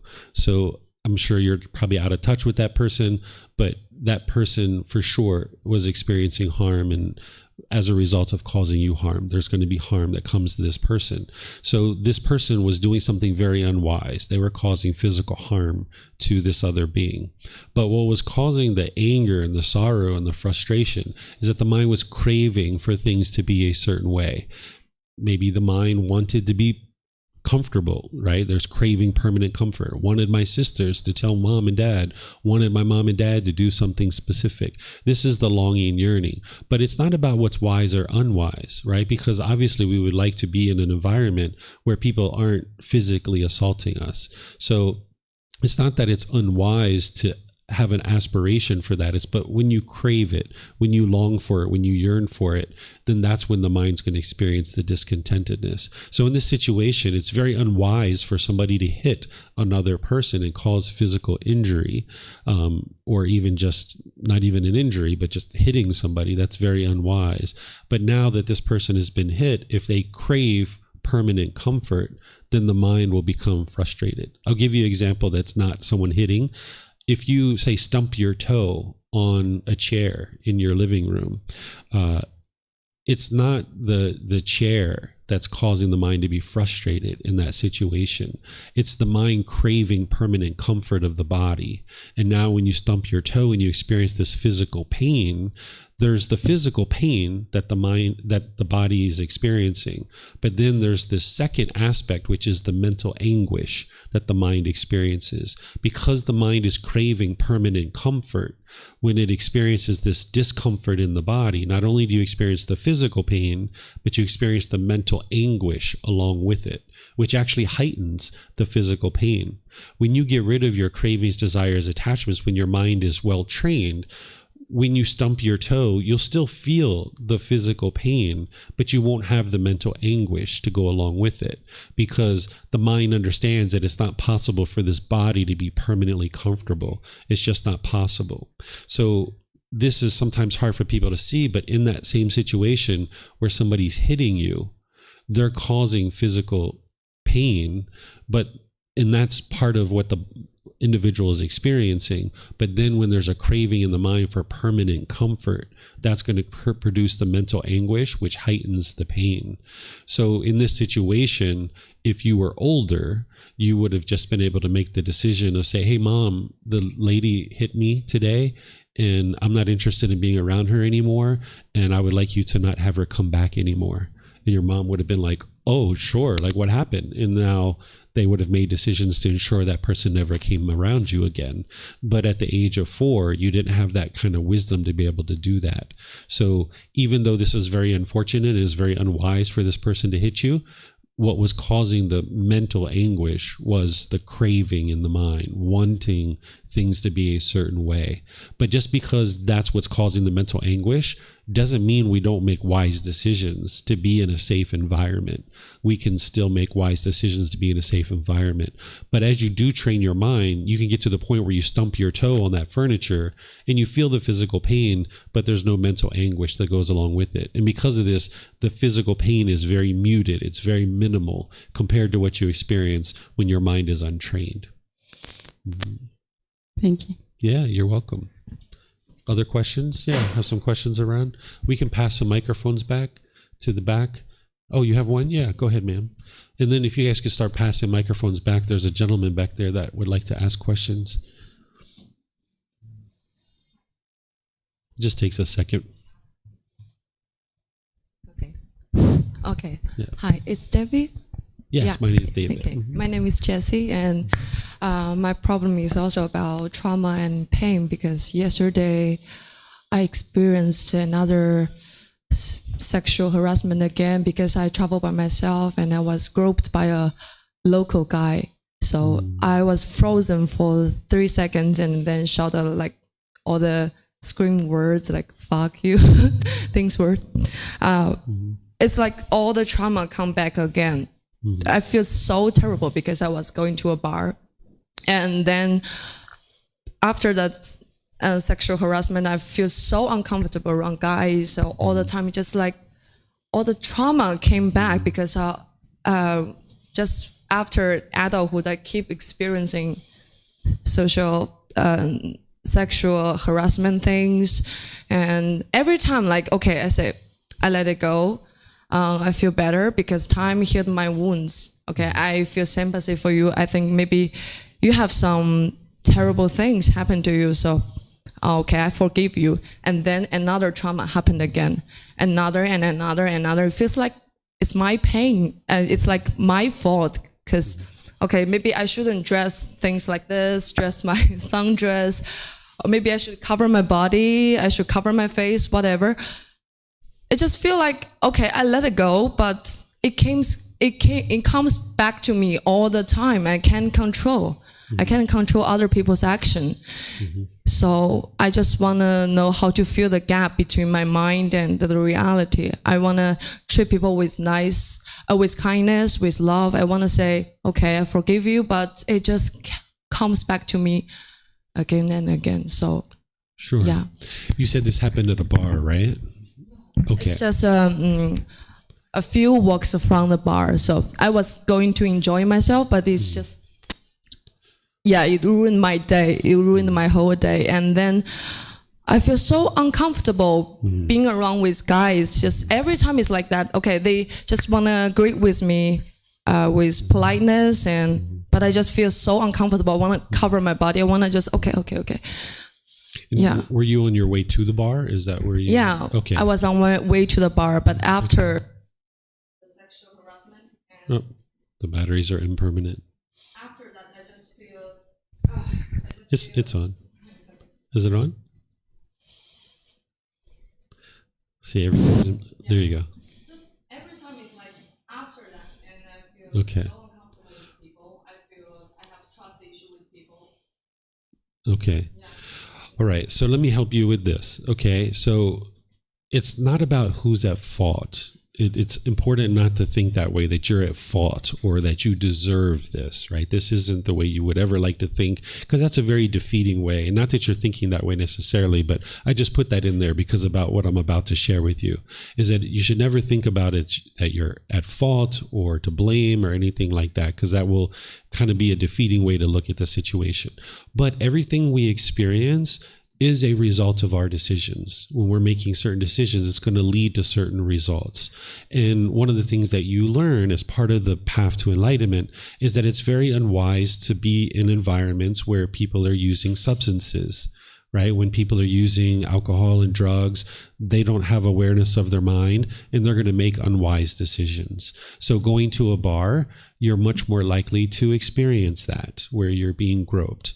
And a person, by the time they get to enlightenment, they understand this and they maybe have done those things for a period of time and they choose to no longer do those things. That it's unwise to go to a bar and be around people who are intoxicated and drinking and using drugs and these kinds of things.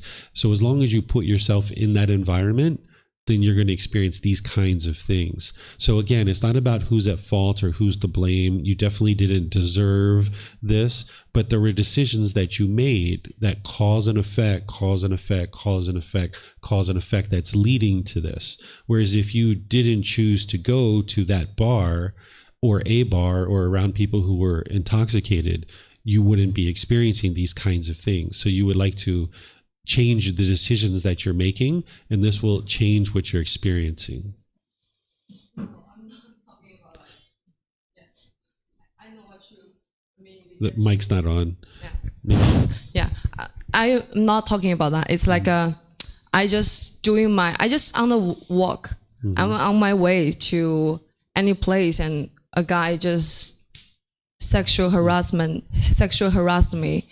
and I used to do that, like because people hurt me, so I hurt people back. I hurt guys back, but I know that it's not the right thing to do, right? So I just say, I let it go. Okay, I forgive you. I let the time heal my wounds, but it just, and then I feel better. Then it happened again. Another harassment, and then I healed. Another harassment. I just don't know how to fill the gap. Yeah, it's hard for the mind to be here and sit with other people and hear that there's decisions that you're making that are leading to these things, but you need to be able to see that in order to be able to get to something better. Again, it's not about fault or blame or anybody deserving anything, but there's decisions that you made that led to that situation. And you got to be able to see that if you're interested in changing it and experiencing something different. Yeah, you're welcome. Yeah. Whoever would like to go next. I'm not sure who's next. Yeah. Hello?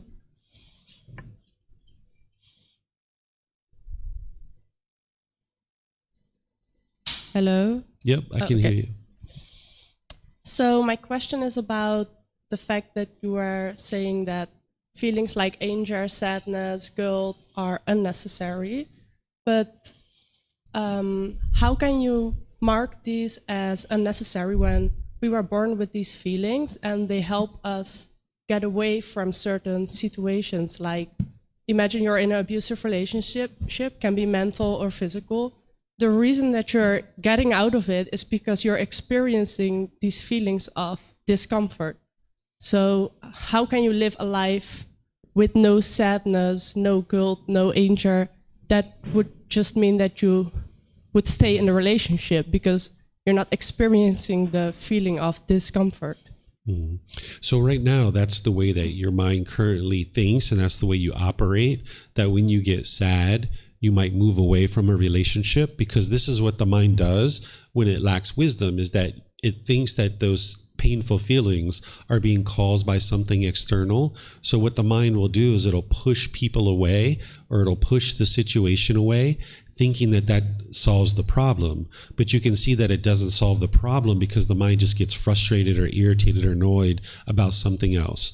Or the mind becomes angry or bitter or harsh or hostile through your intentions, your speech, or your actions. It's almost like an animal growling and roaring at this other being, thinking that that's going to solve the problem. The mind's like trying to fear this other being into doing things our way. Or the mind will put expectations on somebody and try to control this person, to try to get them to do things your way. So as long as the mind misunderstands the problem, which is the painful feelings and these other discontent feelings, it will continue to experience these problems where it's falsely attributing its feelings to something external. And now it'll push this person away or the situation. It'll be bitter, harsh, and hostile, or it'll put your expectations on people. But you don't need these sad feelings, because you can understand what's wise and unwise and make wise decisions. So, example, if you're in a relationship where somebody's physically assaulting you, or they're yelling and hollering and being bitter and harsh and hostile and harsh, you can just choose out of wisdom and realize that this is unwise for me to be in this relationship, and you can choose to move on. The sadness doesn't actually help you at all. You can understand through wisdom what is wise and unwise, but with a lack of wisdom, you have trouble to do that. So what you're doing on this path is you're getting rid of these causes and conditions that are producing these discontent feelings, and you're cultivating wisdom of how to make wise decisions. And one of the wise decisions you need to be able to make is about your friendships and the people you spend time with, because depending on who you choose to associate with, you're going to experience certain results because of that. Who you choose as friends or a life partner, or who you choose as your boss or coworkers and things like this. This is going to determine the things that you experience in life. But with a lack of wisdom of how to make those decisions, you will make decisions that are going to be unwise, and you might have someone in your life that you would be wiser to not associate with. But as long as somebody's making choices that are unwise, and now you don't understand that your mind is experiencing these feelings because of what's going on within your own mind, you'll continue to stay in those relationships. So the sadness isn't an indication that there's something wrong in the relationship, because you can have a fine relationship, but there's sadness that is being caused by your own mind. It's not the other person who's causing the sadness. It's the mind's craving for things to be a certain way. And where there's things that are going on in the relationship that are unhealthy, you can choose to move on from that relationship. And that comes from your wisdom, but you don't need the sadness to be able to do that. Okay, thank you. Mm-hmm. And I have one more question. Mm-hmm. So when you were talking about holding the door for someone and you're expecting them to say thank you, but they don't say it, you're holding the door out of a good intention, right? So how good is the intention if you're expecting someone something in return, like you're expecting a thank you to make you feel better? Is it still a pure good intention? No, that's why I mentioned that that's not generosity. The generosity that we teach is that this is a practice to enhance the quality of your mind, where you're practicing giving and sharing, like your time, effort, energy, and resources, without any expectation of anything in return. As long as you expect something, even a thank you, it's not pure generosity. That's still a craving, desire, attachment. The mind's wanting something in this situation, and you're not going to be able to get what you want all the time. So now the mind can be sad or frustrated or irritated or annoyed. And that's being caused by the mind itself, having this craving and this expectation for permanence, wanting every single person to say thank you. So what you would like to be able to do is hold the door without any expectation, is that you're just doing this because you know it's a wise thing to do, because it's enhancing the quality of your mind, not because you want something in return. Okay, thank you. That's it. You're welcome. Yes, sir. Hi, my name is Mark. My question is about when good things happen in your life and when not so good things happen. And from what I'm hearing, we don't want to attach to when bad things happen, and we don't want to attach to when good things happen, because those things are impermanent. And when they inevitably change, then it causes us to suffer. So I was just wondering, in that detachment, I can totally understand when something bad happens, we wouldn't want to attach to it. We want to see that this is impermanent, and we will process it, in a sensible way. But when something really good happens, what would you recommend is the most wise response? Because when I visualize that, I see, I get a great experience in my life. I'm going to be detached. It's not going to last forever. And then I'm sort of acting like I'm not embodying a sense of joy that I would consider a beautiful way to live. Mm-hmm. But I also feel like maybe there's a more of a wise way of looking at that. So if you could speak a little bit about being detached when good things happen, even though you know it's going to end. So I know we'll be present with it and we'd be grateful for it. But as far as experiencing those emotions, how would that look? Sure. So this is what the mind does in the unenlightened state, is that it has a certain craving, desire, attachment, along your yearning. And when the mind gets that, that's where it gets those pleasant feelings. And then when it's not getting it, it gets the painful ones. And that's the two things that the mind is able to see. It kind of sees this grabbing on and this holding on, and I get what I want and I get so happy. Or the mind can typically see the other side, where it's just indifferent and could care less. Right?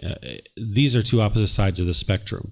You need to be able to come to the middle, where you can learn how to enjoy something without having conditioned pleasant feelings.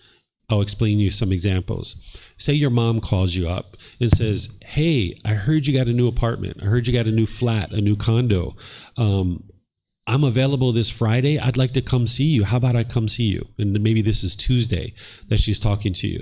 And you're like, "Oh, yes, Mom, that'll be so wonderful. Yeah, please come see me. This is going to be so fun. Oh, I'm going to cook that favorite food that you like. Yeah, please, please, please, please come."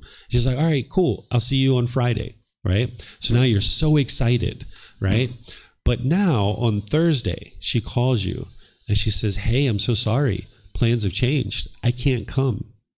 And now you're sad, you're frustrated, because you allowed your mind to get so excited when Mom said she was coming and you latched onto it when the mind didn't get what it wanted, now it's angry or sad or frustrated, right? So this is what the mind's doing in the unenlightened state. So what you would like to do is when mom calls you and says, hey, I heard you got a new apartment. I'd like to come see you.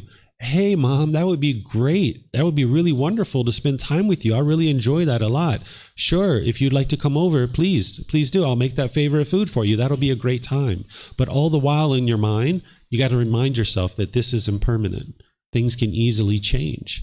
That don't allow your mind to grab on to it and get so excited.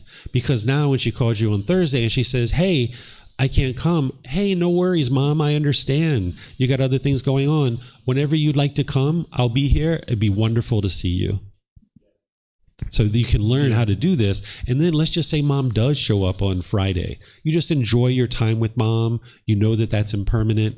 And you move on. Whereas if you have such a good time with mom, and then when she's ready to leave, it's like, oh, don't leave, mom. Oh, it was so fun to have you here. Don't leave. This is the mind holding on and craving permanence. You need to just enjoy that 4, 5, 6 hours with mom. And then when it's over, it's over and you move on to the next thing. And now you can enjoy spending time with mom, but you can enjoy being at home alone, reading a book. You can enjoy going to the mall, watching movies. You can enjoy walking down the street. You can enjoy going out with your friends. If you crave for things to be any particular way, you can only have happiness when that thing is happening. So the more wants and expectations you have in your mind, the amount of happiness you can have becomes less and less and less. Because my bank account has to be this, the weather has to be this, my mom and dad have to do this, my life partner has to do this, blah, blah, blah, blah, blah. You have all these different conditionings, and then I will be happy, right? So your happiness shrinks. But when you let go of all of that and you realize like, hey, if mom comes, yeah, that'll be fun. I'll enjoy it. But you know what? If she doesn't come, that's okay too, because I'll enjoy that too. And now you can just enjoy everything and you can be happy all the time. So by getting rid of these expectations and these wants, you can have permanent happiness. Yeah, thank you. So do you think it would be helpful to distinguish between like a clinging, which would be like the first example, and then sort of enjoying? So like, as the clinging would cause suffering. If there's something good was to happen, you were to cling to it, it would cause suffering. Whereas something good was to happen, you were to just enjoy it, then you've got a chance of not sort of suffering when it finishes. Would you say there's like a distinction to be made? Yeah. So when people talk about detachment, they think like, I don't care. And they feel like it's pushing away. That's not detachment. That's actually being indifferent and being on the other side of the spectrum. Because over here, you're holding on really tight. Over here, you could care less. And that's not where you're interested to live. The Buddha is inviting you to the middle and saying, hey, there's this middle way where you can enjoy this thing, but don't latch on to it and crave for it to be permanent. So another example, if you go to a restaurant and they have this great, delicious carrot cake or chocolate cake, right? And now you're eating that chocolate cake. It's like, oh, wow, this is really good cake. This is really enjoyable. If the mind is craving and clinging, it'll be like, man, I can't wait to get back here again. The next time I come here, I'm going to get this chocolate cake. This is delicious. Oh my God, I can't wait to get back here and get another piece of cake. Well, now you come back next week and you say, hey, I'd like to order a piece of chocolate cake. Sorry, we don't have it. We're all out. Now you're frustrated because your mind's clinging to it, wanting it to be permanent. Where what you could do is you could be eating that chocolate cake and be like, wow, this is great chocolate cake. I could have another one of these someday. This is excellent. All the while knowing that they may or may not have it when you come back. And now when you come back the next time and they don't have your chocolate cake, you're like, all right, no worries. What else do you got? Oh, you know what? I'm fine. Actually, I don't even need any chocolate cake. I got plenty stored up, right? So you can just train your mind that, hey, I can enjoy this chocolate cake and this does taste really good, but it is impermanent. And train your mind to not latch on to it. And this is where part of the practice is, that as you're training your mind through the meditation and the generosity and all these other 8 steps on the Eightfold Path, you're knocking down your cravings, but your mind's going to tend to swing to this other side where it's indifferent, it could care less, but there's no peacefulness there either. So the mind's going to kind of swing like a pendulum for a little while, and you got to come into the middle more and more and learn how to enjoy each aspect of life without clinging to it and wanting it to be permanent. Just one more question. It's very similar. Just when you talk about enlightenment, I intuitively feel like, yeah, there is this place that there's no suffering and none of those sort of painful experiences exist. But often, like a common maybe in Western society is like this idea that you can't have the good without the bad. Now, based on what you've just said, how does that sort of fit into there? Where does that place beyond the good and the bad come in? Is that the middle ground that you're talking about, or is that something kind of that transcends this duality that we're talking about there? Yeah, by the time your mind gets to enlightenment, you're beyond the pleasure and pain.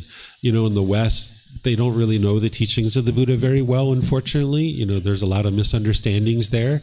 So this is why people teach boundaries. This is why people teach that you need the sad feelings and you can't live without them, and all these different things that you guys hear about. But now you're in a place that understands these teachings very well, that you don't have to experience the good in order to, or if you experience the good, you will experience the bad. Or some people say you have to experience the bad in order to appreciate the good or whatever.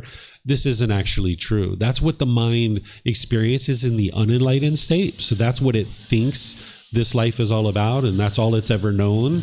But I'm here to share with you that there's this better way of life, and you can experience this improved and better way of life as you train your mind. And it's a mental state that you can experience, that by the time you get to enlightenment, everything is enjoyable, everything is pleasurable, right? No matter what, you're going to experience impermanence. And this is a great time to point out the impermanence of the sound of the weed whacker outside, right? At one point, we were sitting here talking and we were just having a grand old conversation, and there was a certain lack of sound.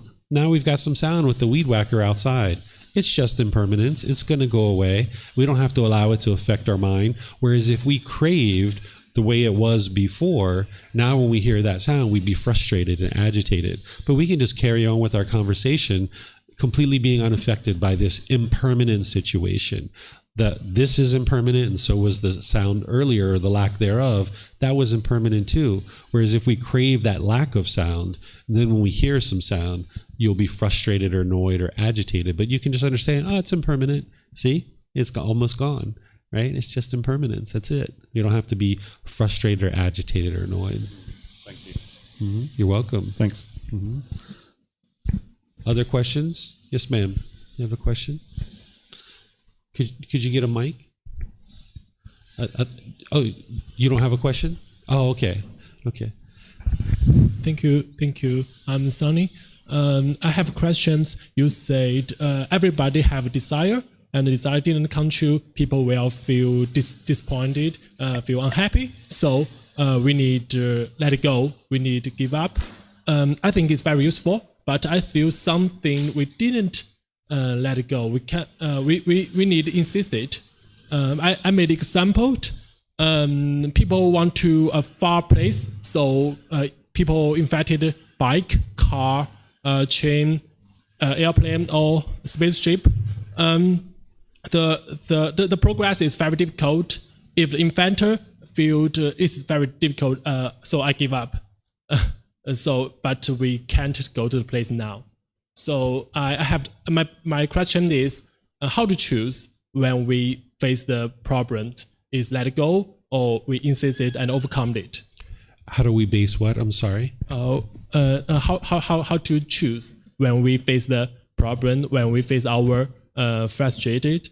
Okay. We need overcome it, insist it, or just let it go. Just it. Sure.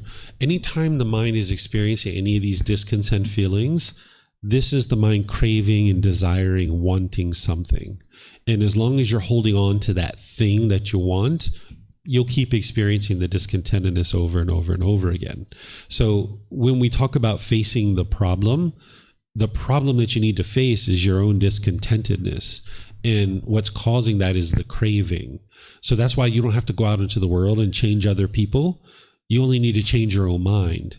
If you're trying to focus externally in order to solve your frustration, you're looking in the wrong place and you'll never solve it, right? So if you understand what the real problem is, which is the Four Noble Truths is what explains that to you, and you can learn this in a way that you independently verify it, when you understand what the real problem is, which is what inside your mind, you understand that those discontent feelings, the sadness, the anger, the frustration, that's like a red light on the dashboard of your car alerting you that something's wrong.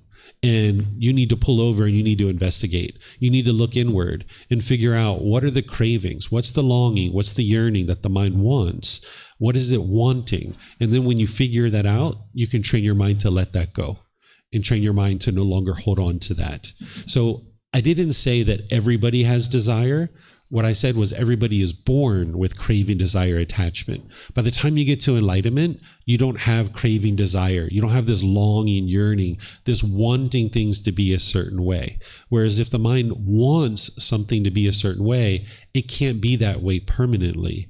So you're inevitably going to experience the painful feelings when you're not getting what you want. So by the time you've gotten to enlightenment, you've trained your mind to be comfortable with the impermanent nature of the world, that things are going to be constantly changing. Whereas if you keep craving permanence, you won't be able to experience permanent happiness. You can only experience happiness when you get what you want. This is why you haven't experienced permanent happiness yet, because your mind's forming its happiness based on something. So if I get happy because my bank account balance is here, that's not permanent. So therefore, when that changes, the mind's going to experience the anger, the sadness, or the frustration. Or if I get happy because it's sunny outside, then that means when it's raining, I'll be angry or frustrated or sad. And as long as you're basing your inner feelings on some condition, that condition is impermanent. So that means your happiness is impermanent. So you need to be able to face these cravings, desires, attachments, being able to see that as the true cause of the problem. And when you train your mind and eliminate those cravings, desires, attachments, that's where the mind can come into its peacefulness and its joy. But as long as you allow these cravings to persist, you'll get happy when you get them fulfilled, and you'll get angry and sad when they're not fulfilled. And now your mind's just going to keep doing that all throughout your life.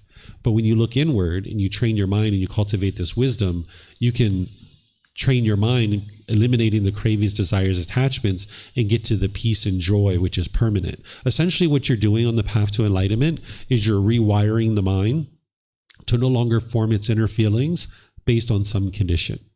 That if it's sunny outside, great, it's sunny outside, let's go outside and have a good time. Oh, it's raining outside? Okay, no big deal. Let's go to the mall. Let's go stay home and read a book. Let's invite some friends over to have some food. I can be happy no matter what, whether it's sunny or whether it's raining, whether the bank account is here, whether it's here. You need to be able to train your mind to maintain its joy in all these situations. But as long as you're experiencing conditional happiness, then that means you can only be happy when these conditions are met. And that's what you're essentially rewiring the mind to no longer do that, to no longer form your feelings based on something external. Because as long as the mind's doing that, it's just going to go up and down and up and down. Thank you. You're welcome. So facing the problem is facing the craving, desire, attachment.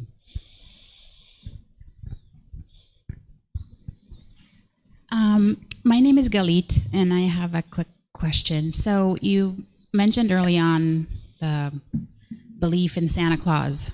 You crushed me, though. You didn't know that Santa Claus? You're just finding out? Just kidding. You mentioned earlier the belief in that there is, there isn't really in Buddhism a belief of the right belief. Then why is that the Four Noble Truths are, one of them is the right view, or the right intention, or the right, what makes it, if there is no actual belief, then what makes it right? Sure. So what this is like the wise view, the righteous view, right? And what makes it that is that you can independently verify it, that it's true. And now through that independent verification, you can acquire the wisdom. Because what the mind has in the unenlightened state is it has a bunch of beliefs. And these beliefs are false beliefs in a lot of cases, that the mind doesn't really know whether it's true or false. It's just believing it. And now when you are confronted with something that's opposite of what you believe, the mind is shaken up by this. So what you're doing on the path to enlightenment is you're learning, examining, and investigating teachings. You're reflecting on them to independently verify them, and then you're practicing them in order to integrate them into your life. And through this process, you're cultivating wisdom that you independently verify these teachings and you can see the truth. And now when you see the truth and you're bringing in this wisdom and it conflicts with your beliefs, you get rid of your beliefs. One of the very first beliefs that you have to get rid of is that other people are causing you to be angry and frustrated. And when you walk through the Four Noble Truths in the way that I teach it to you, you'll be able to independently verify that your mind is causing your own discontent feelings. Some of you guys might have already done that today, just in a little bit that I've shared with you. And now when you see that wisdom, now you get rid of this false belief, and now you have the truth. And by the time you get to enlightenment, you actually don't have any beliefs in your mind whatsoever, that you would have eliminated all your beliefs and you would know the truth of how the world actually functions. That if you're looking at the news and you're like, I just don't understand this. Why do people keep doing this? Or your parents or your siblings, I don't understand them. Why do they keep doing this? This is the mind living in a world that it doesn't understand. It lacks wisdom. But when you cultivate this wisdom through learning the natural laws that the Buddha taught, this is where you'll know the truth. And you'll know that this is the wise view, the righteous view, the proper view of how to be able to view the natural laws and know the truth. Okay. Thank you. Yep. And by the time you independently verify this, nobody will ever be able to convince you that you are making them angry, right? Other people aren't making you angry, and it's the same thing that you aren't making other people angry too. But we grow up with this belief, and it's reinforced through what we call wrong view. But I just want to follow up. So we're all sitting here and we're definitely not at the level, none of us are at the level that you are in terms of enlightenment. And so we still have these, I'll talk for myself, I still have these questions as to then why is yours the right way versus ours the wrong way? Yeah. And so, yeah. Yeah, so this word right might throw you off because it's like right and wrong, right? That's what's throwing me off. Yeah. So the way to think about it is wise and unwise. This can be a way to help you is like, this is the truth. And what makes it the truth is that you can independently verify it through your own direct experience to be able to see that it's the truth. And once you verify that it's the truth, you'll know like, this is the proper way to look at the world. This is the right way to look at the world. This is the wise way to look at the world. And looking at the world in any other way would just lead to frustration and agitation and annoyance. So that's a better way to think about it, is this is the wisdom that's going to take to lead you to understanding these natural laws. And it's going to be my truth. Right. Correct. Well, there's not the truth and my truth. There's only the truth. Right. And that's where you can independently verify each thing that the Buddha is teaching you. And someone needs to do that work to be able to see it.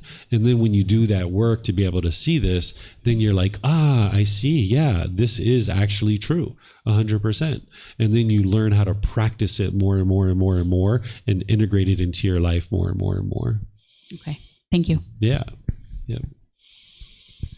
I have it depends how it's going to come out, whether it's a question or a comment. I have to think about this. Yeah. I want it to come out right. Questions are always wonderful. Yes. I've been practicing off and on for a long time, and what I've come to is when I go deeper with a situation that might be causing an uncomfortable feeling state, I realize, like, for example, the holding of the door, if the person doesn't say thank you, it's what you had said, like they're in another frame of mind and they can't. And so that sort of thing helps me. when I think, well, so I go a little deeper. Is that something that's covered where you can kind of go deeper for another person? And then you feel like, oh, I get it now. So I always say to myself, well, if I just go a little deeper with that person's reaction, then I get where my reaction comes from. And then, because it's not just me, I can't just go, oh, let it go. I have to think about where they're coming from. And then when I realize where they're coming from, then I go, oh, okay, I get it. Does that make sense? Yeah. The best way to think about these, even though I explained to you that, hey, this person could be thinking about something in the store, they could have their parents or in the hospital, or they could be doing any of these kinds of things. The better way to think about these situations, because you're not going to always know that level of detail, is it's just impermanence. That's all it is. Okay. Because in each situation, you're not going to always know, right? Like maybe you make an appointment with somebody to meet them at the coffee shop and they just never show up and you never see them another day in your life. And it's just impermanence that not everybody you schedule an appointment with are going to show up on time or even show up at all. Sometimes people aren't going to even just show up sometimes. And this is just impermanence. So that's a better way to look at it because you can see it through the natural laws. This is what I usually teach as part of understanding the Four Noble Truths, is to understand the three universal truths. This is the first universal truth of impermanence, is that things are constantly changing. And it's so important to independently verify this in the world that you can see everything is constantly changing, because what the mind does is it craves permanence. It wants things to be permanent. So it's better to just think of it that way. So that way it'll take care of every situation that you're involved in. Thank you. You're welcome. So normally I actually teach on Wednesdays up until about 10:30, but since you guys have had various questions and seems like you guys are interested in the discussion, I've just been going with whatever questions you guys have.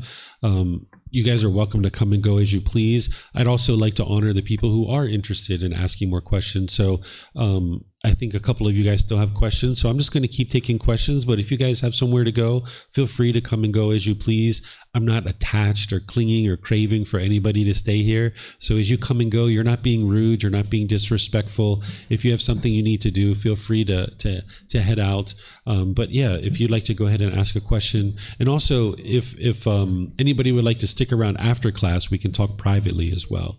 But yeah, go ahead, ma'am. Hi, my name is Katarina. I have a question about forgiveness. I find myself having a very hard time to let go of things that has happened in the past and to forgive people who have caused me sorrow and pain. And when I think about it with my logical mind, and knowing what these people have gone through themselves and how they grew up and things like this, then I have this compassion for them, and I don't know if I understand their actions, but I have maybe a little bit easier for me to then have this, not that it's okay what they did, but I kind of understand it a bit more. And then I heard someone saying that forgiveness means to give up the hope that things could have been any different.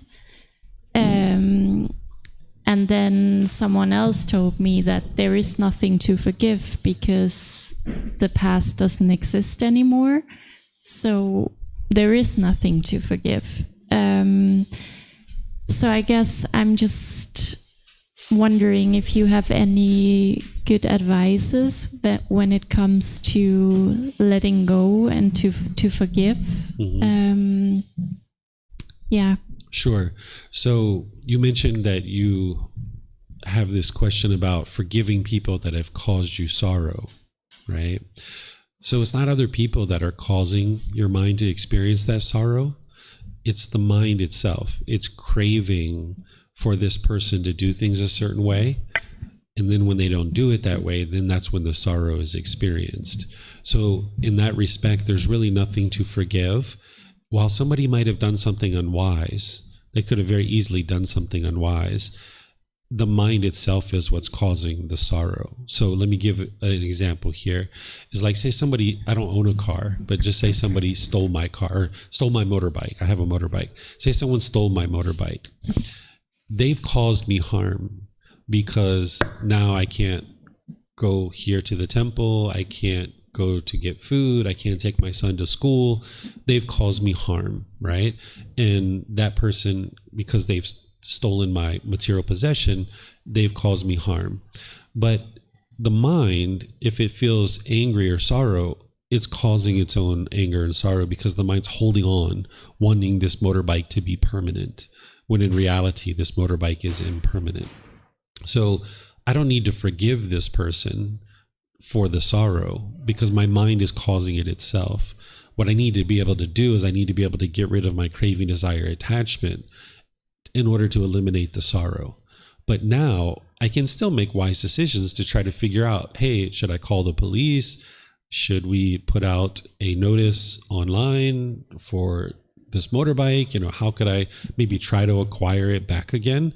But I can do that calmly. I can do it peacefully.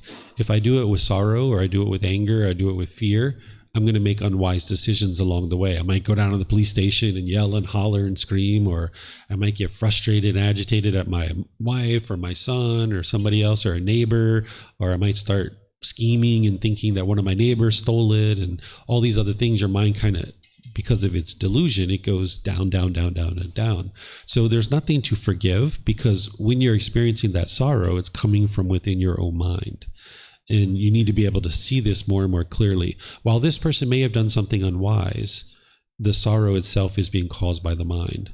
So let me give another example. Say you have a boyfriend or girlfriend who you're in a relationship with, and they go outside and they have a relationship with someone else and they have sex with someone else. If you're angry in that situation, it's the mind causing its own anger, its own sorrow. But that doesn't mean it's wise to stay in the relationship. It doesn't mean that this person did something that's wise. They did something unwise, which is go have sex with someone else. But the mind that's sorrowful and angry or frustrated, the reason why it's experiencing that is because it's holding on to this person and wanting them to be permanent. Where in reality, we need to look at the situation and be like, okay, well, what's best here? Should we end the relationship? Should we have a discussion? Is this a one-time thing? Like, what's happening here? And now I need to make a decision of whether I'm going to choose to move on from this relationship, or am I going to stay in this relationship and see if they're going to be loyal and committed, because it doesn't make sense to have a relationship if someone's not going to be loyal and committed in that relationship. But you don't have to forgive them, so to speak. You just have to train your mind to let go of wanting them to be a certain way, and then you'll gain your peace and your joy. Thank you. It's challenging for the relationship part of it for people to see, because we're so used to holding on and having expectations of wanting people. But if you have a certain situation that you're experiencing the sorrow for, if you'd like to share that either here or privately, we can talk and you can explain the exact detail, and I can help you to see how your mind's causing this sorrow. That way you can just let that craving go that caused the sorrow, and then you'll realize you don't have to forgive this person. You just have to let go of your own craving. Mm-hmm. Yep. Anything else? Yes, ma'am. Wait. Oh, hello, my name is Jane, and I'm from China. And I hear your words very carefully, and I will think my grandma. My grandma passed away last month, and I feel sad sometimes, and I feel pity. Because I haven't met her for 2 months, and until she passed away in an accident, and I go back home many times for these things. I feel and you say everything is impermanent, and so I cry. I cry because I want to catch something and I want to catch the memory with her. So I feel sad. You say everything is impermanent, so I cry. So I want to know how to handle these sad feelings. Maybe I think the sad feeling means I remember her, I miss her.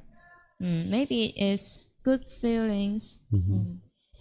Sure. So when someone dies in our life, if we think that it's the love that's causing the sorrow, the mind will tend to hold on to the sorrow, because the mind thinks that if I let go of the sorrow, I'm letting go of the love.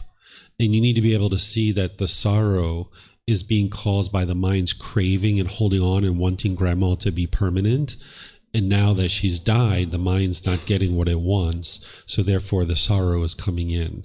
The love is this genuine interest in seeing a being be well. So you can learn how to love someone, have a genuine interest in seeing them be well, while understanding that they are impermanent. That because grandma was born, she had to die. Just like all of us, we're all going to die. Right? None of us are going to live forever. It's just not it's just not possible, because we're not permanent. We arise, we change, and we fade away. So understanding that the sorrow is just from holding on to grandma and wanting something that you didn't get, you can let that go, realizing that you're never going to see her, that this being that was your grandmother, they're gone. You're never going to see that being ever again.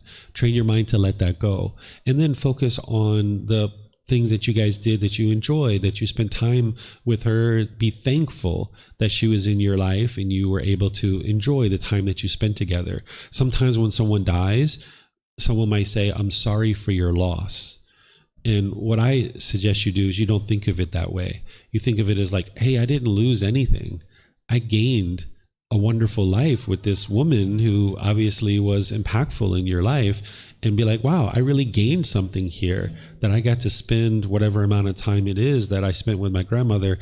And now you can appreciate that. You can have gratitude for that and focus on, wow, she contributed so much to my life. Thank goodness that I was able to spend time with this woman. I didn't lose anything. All I experienced here was some impermanence, that because she was born, she had to die.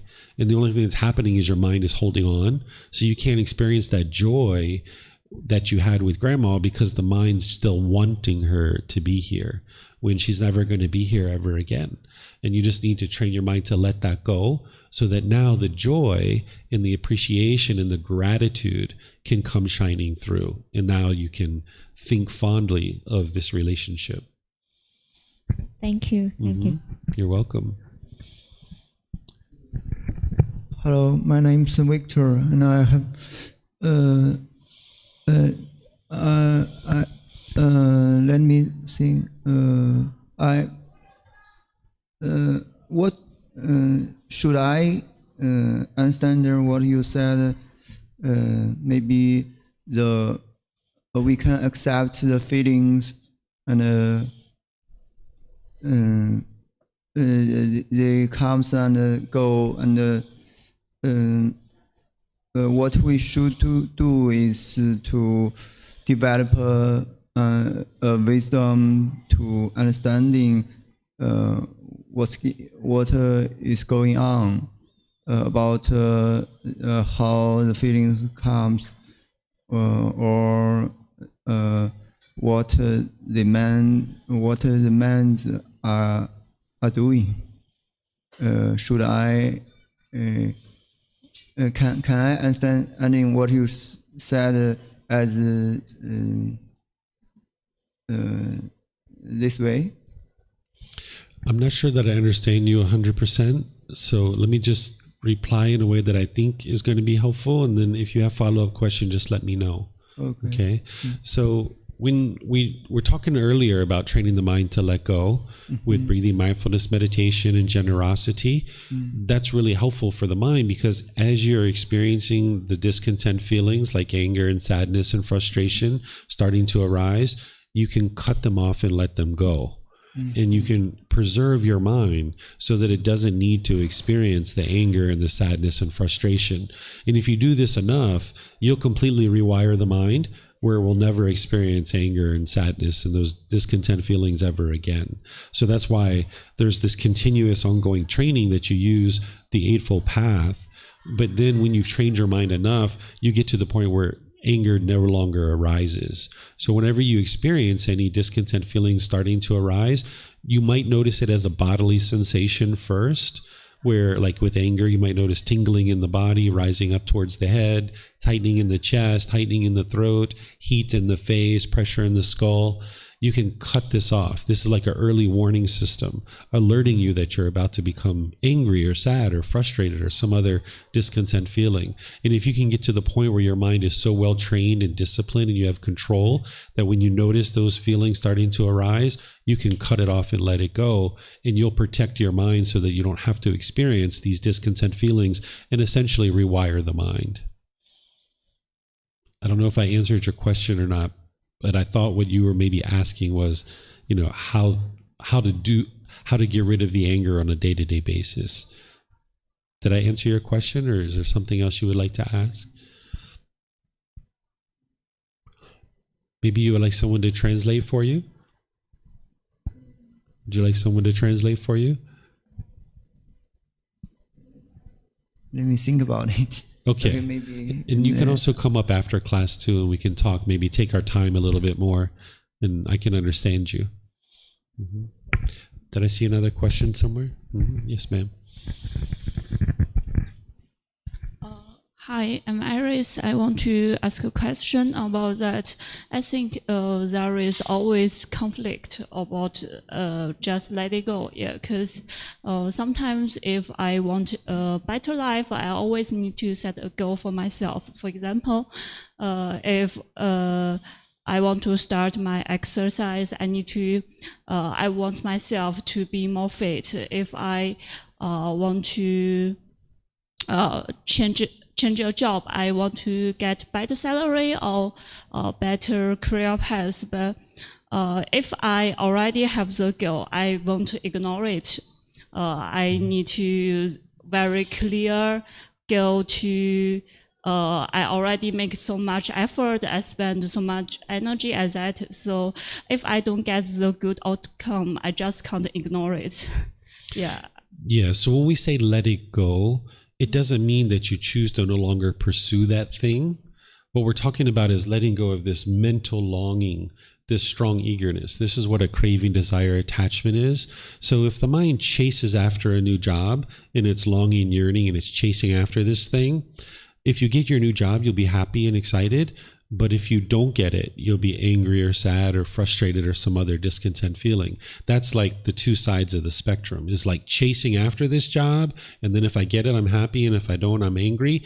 But the other side of that is, I don't care. I don't need a job. So what? I'm just going to live whatever life I live, right? Those are two opposite sides of the spectrum.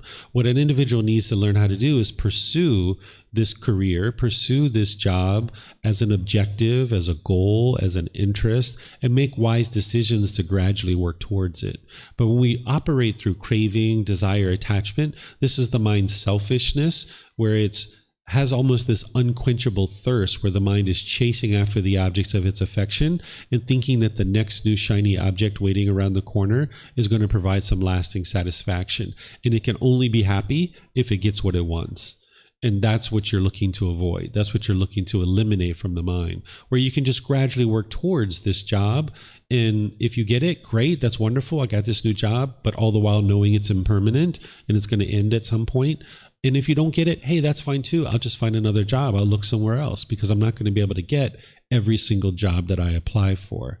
So you can work towards things as a goal, objective, or interest, but you got to make sure that it's a true goal, because these cravings, desires, attachments, not only do they masquerade as love, but they masquerade as goals too. If somebody gets happy when they meet a goal and they get sad when they don't, get it? That's not actually a goal. That's a craving, desire, attachment. A true goal is that you can be happy regardless of whether you acquire it or not. So if I'm making my way towards a certain goal and I get 80% of my way there, It's like, all right, well, I'm 80% of the way there. Let me look at this. What do I need to do? Well, I can extend my timeline, give myself more time. That's one option. Or I can put more resources into the situation and maybe work towards it further with these additional resources. Or, I can look at it and be like, well, 80%, you know what? That's actually quite fine. I'm pleased with the 80%. I actually don't need to go all the way to the goal. I can just stop here and be completely fine. In this way, you can maintain your contentedness. But if a person can only be happy when they get what they want, that's not actually a goal. That's a craving, desire, attachment. Thank you. You're welcome. Okay. So, you have a question? Okay. I have one more question about intimate relationship with my husband. Okay. I find that we often quarrel with little things, and because sometimes I have some expectation to him, and maybe the expectation is not come true, and I feel upset. I feel angry, so we quarrel.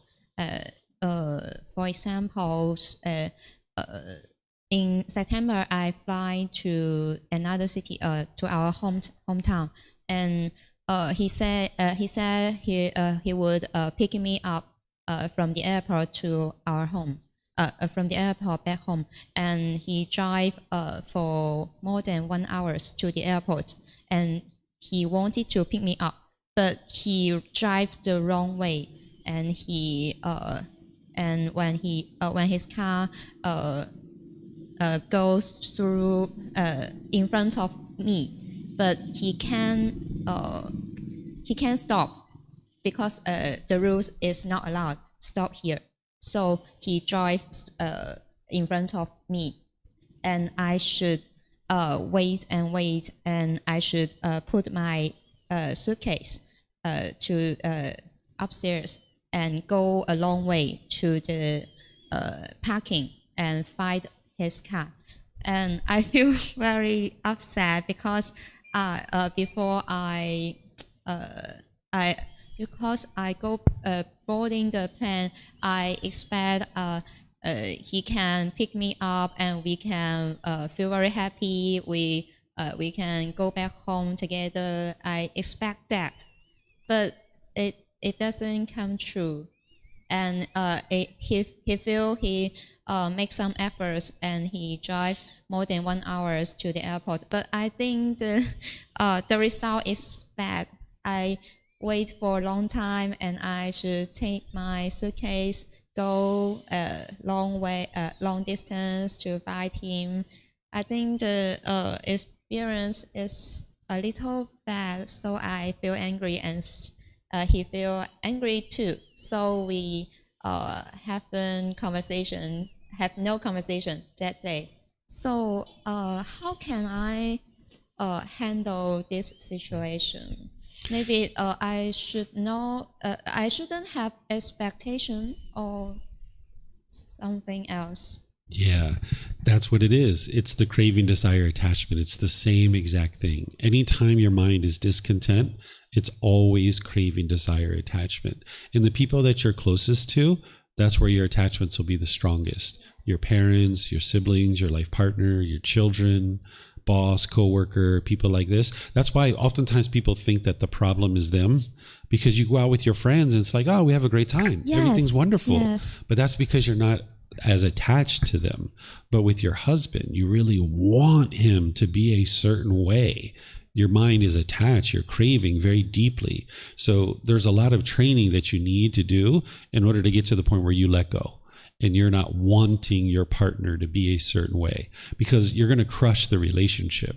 That's what the craving, desire, attachment does, is it sabotages your ability to have harmonious relationships, because you're holding on and wanting and expecting it to be a certain way, and you'll crush it. So that's what's going to happen as long as the mind continues to have craving, desire, attachment.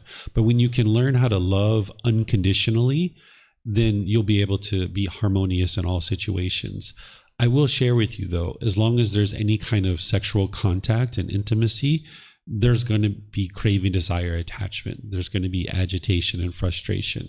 Think back to when you guys were dating, when you guys were first dating before you ever had sex, everything was wonderful. You didn't have expectations of him. He didn't have expectations of you. Everything was so pleasurable. But from the moment we start having sex, this is where attachment really sets in really deeply, because there's these pleasant feelings that are experienced based on the condition that they're stimulating this body in a certain way. There's these pleasant feelings that arise up in the mind, and we want and we long and yearn for those pleasant feelings. So as long as there's a sexual relationship of any type, there's still a certain degree of attachment in the relationship, a craving, a wanting, a longing, a yearning. And you need to be able to get to the point where you're able to train your mind to let go of the person and ultimately not have expectations of this person. But as long as there is a sexual relationship, that'll be challenging to a certain degree.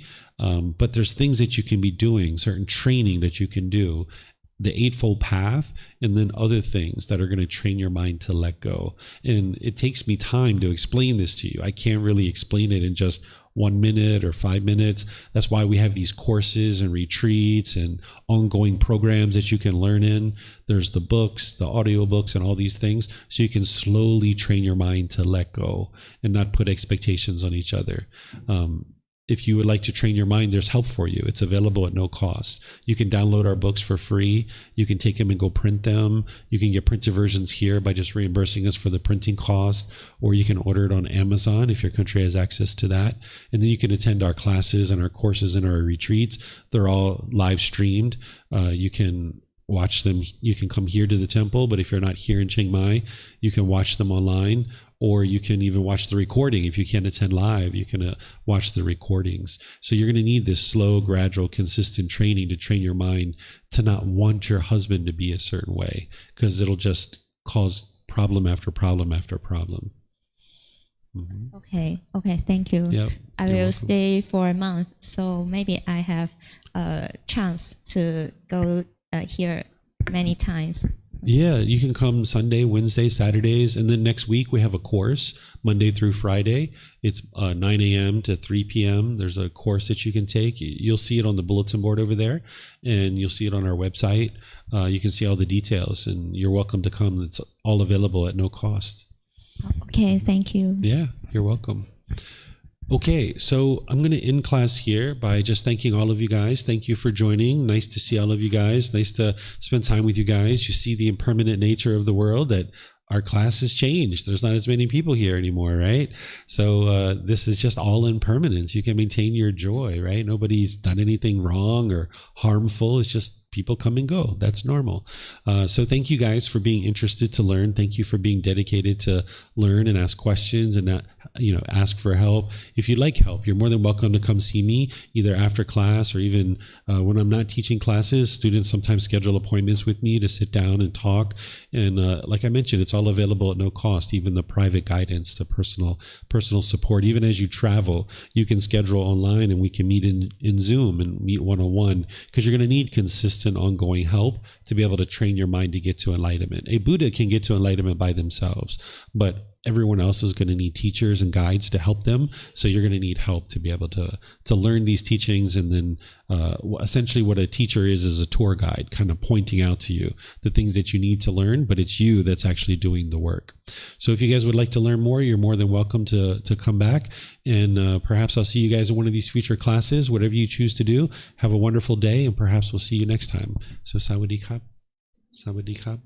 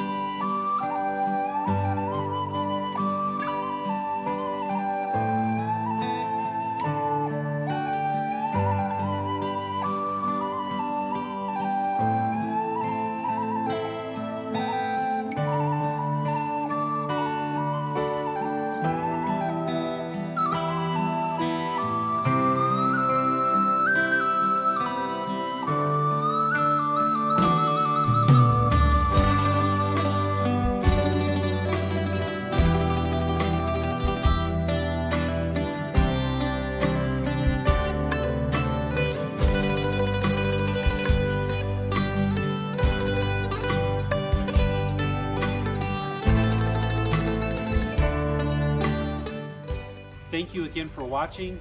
Enjoy your meditation. Look forward to seeing you online and answering any questions that you might have. Thank you so much.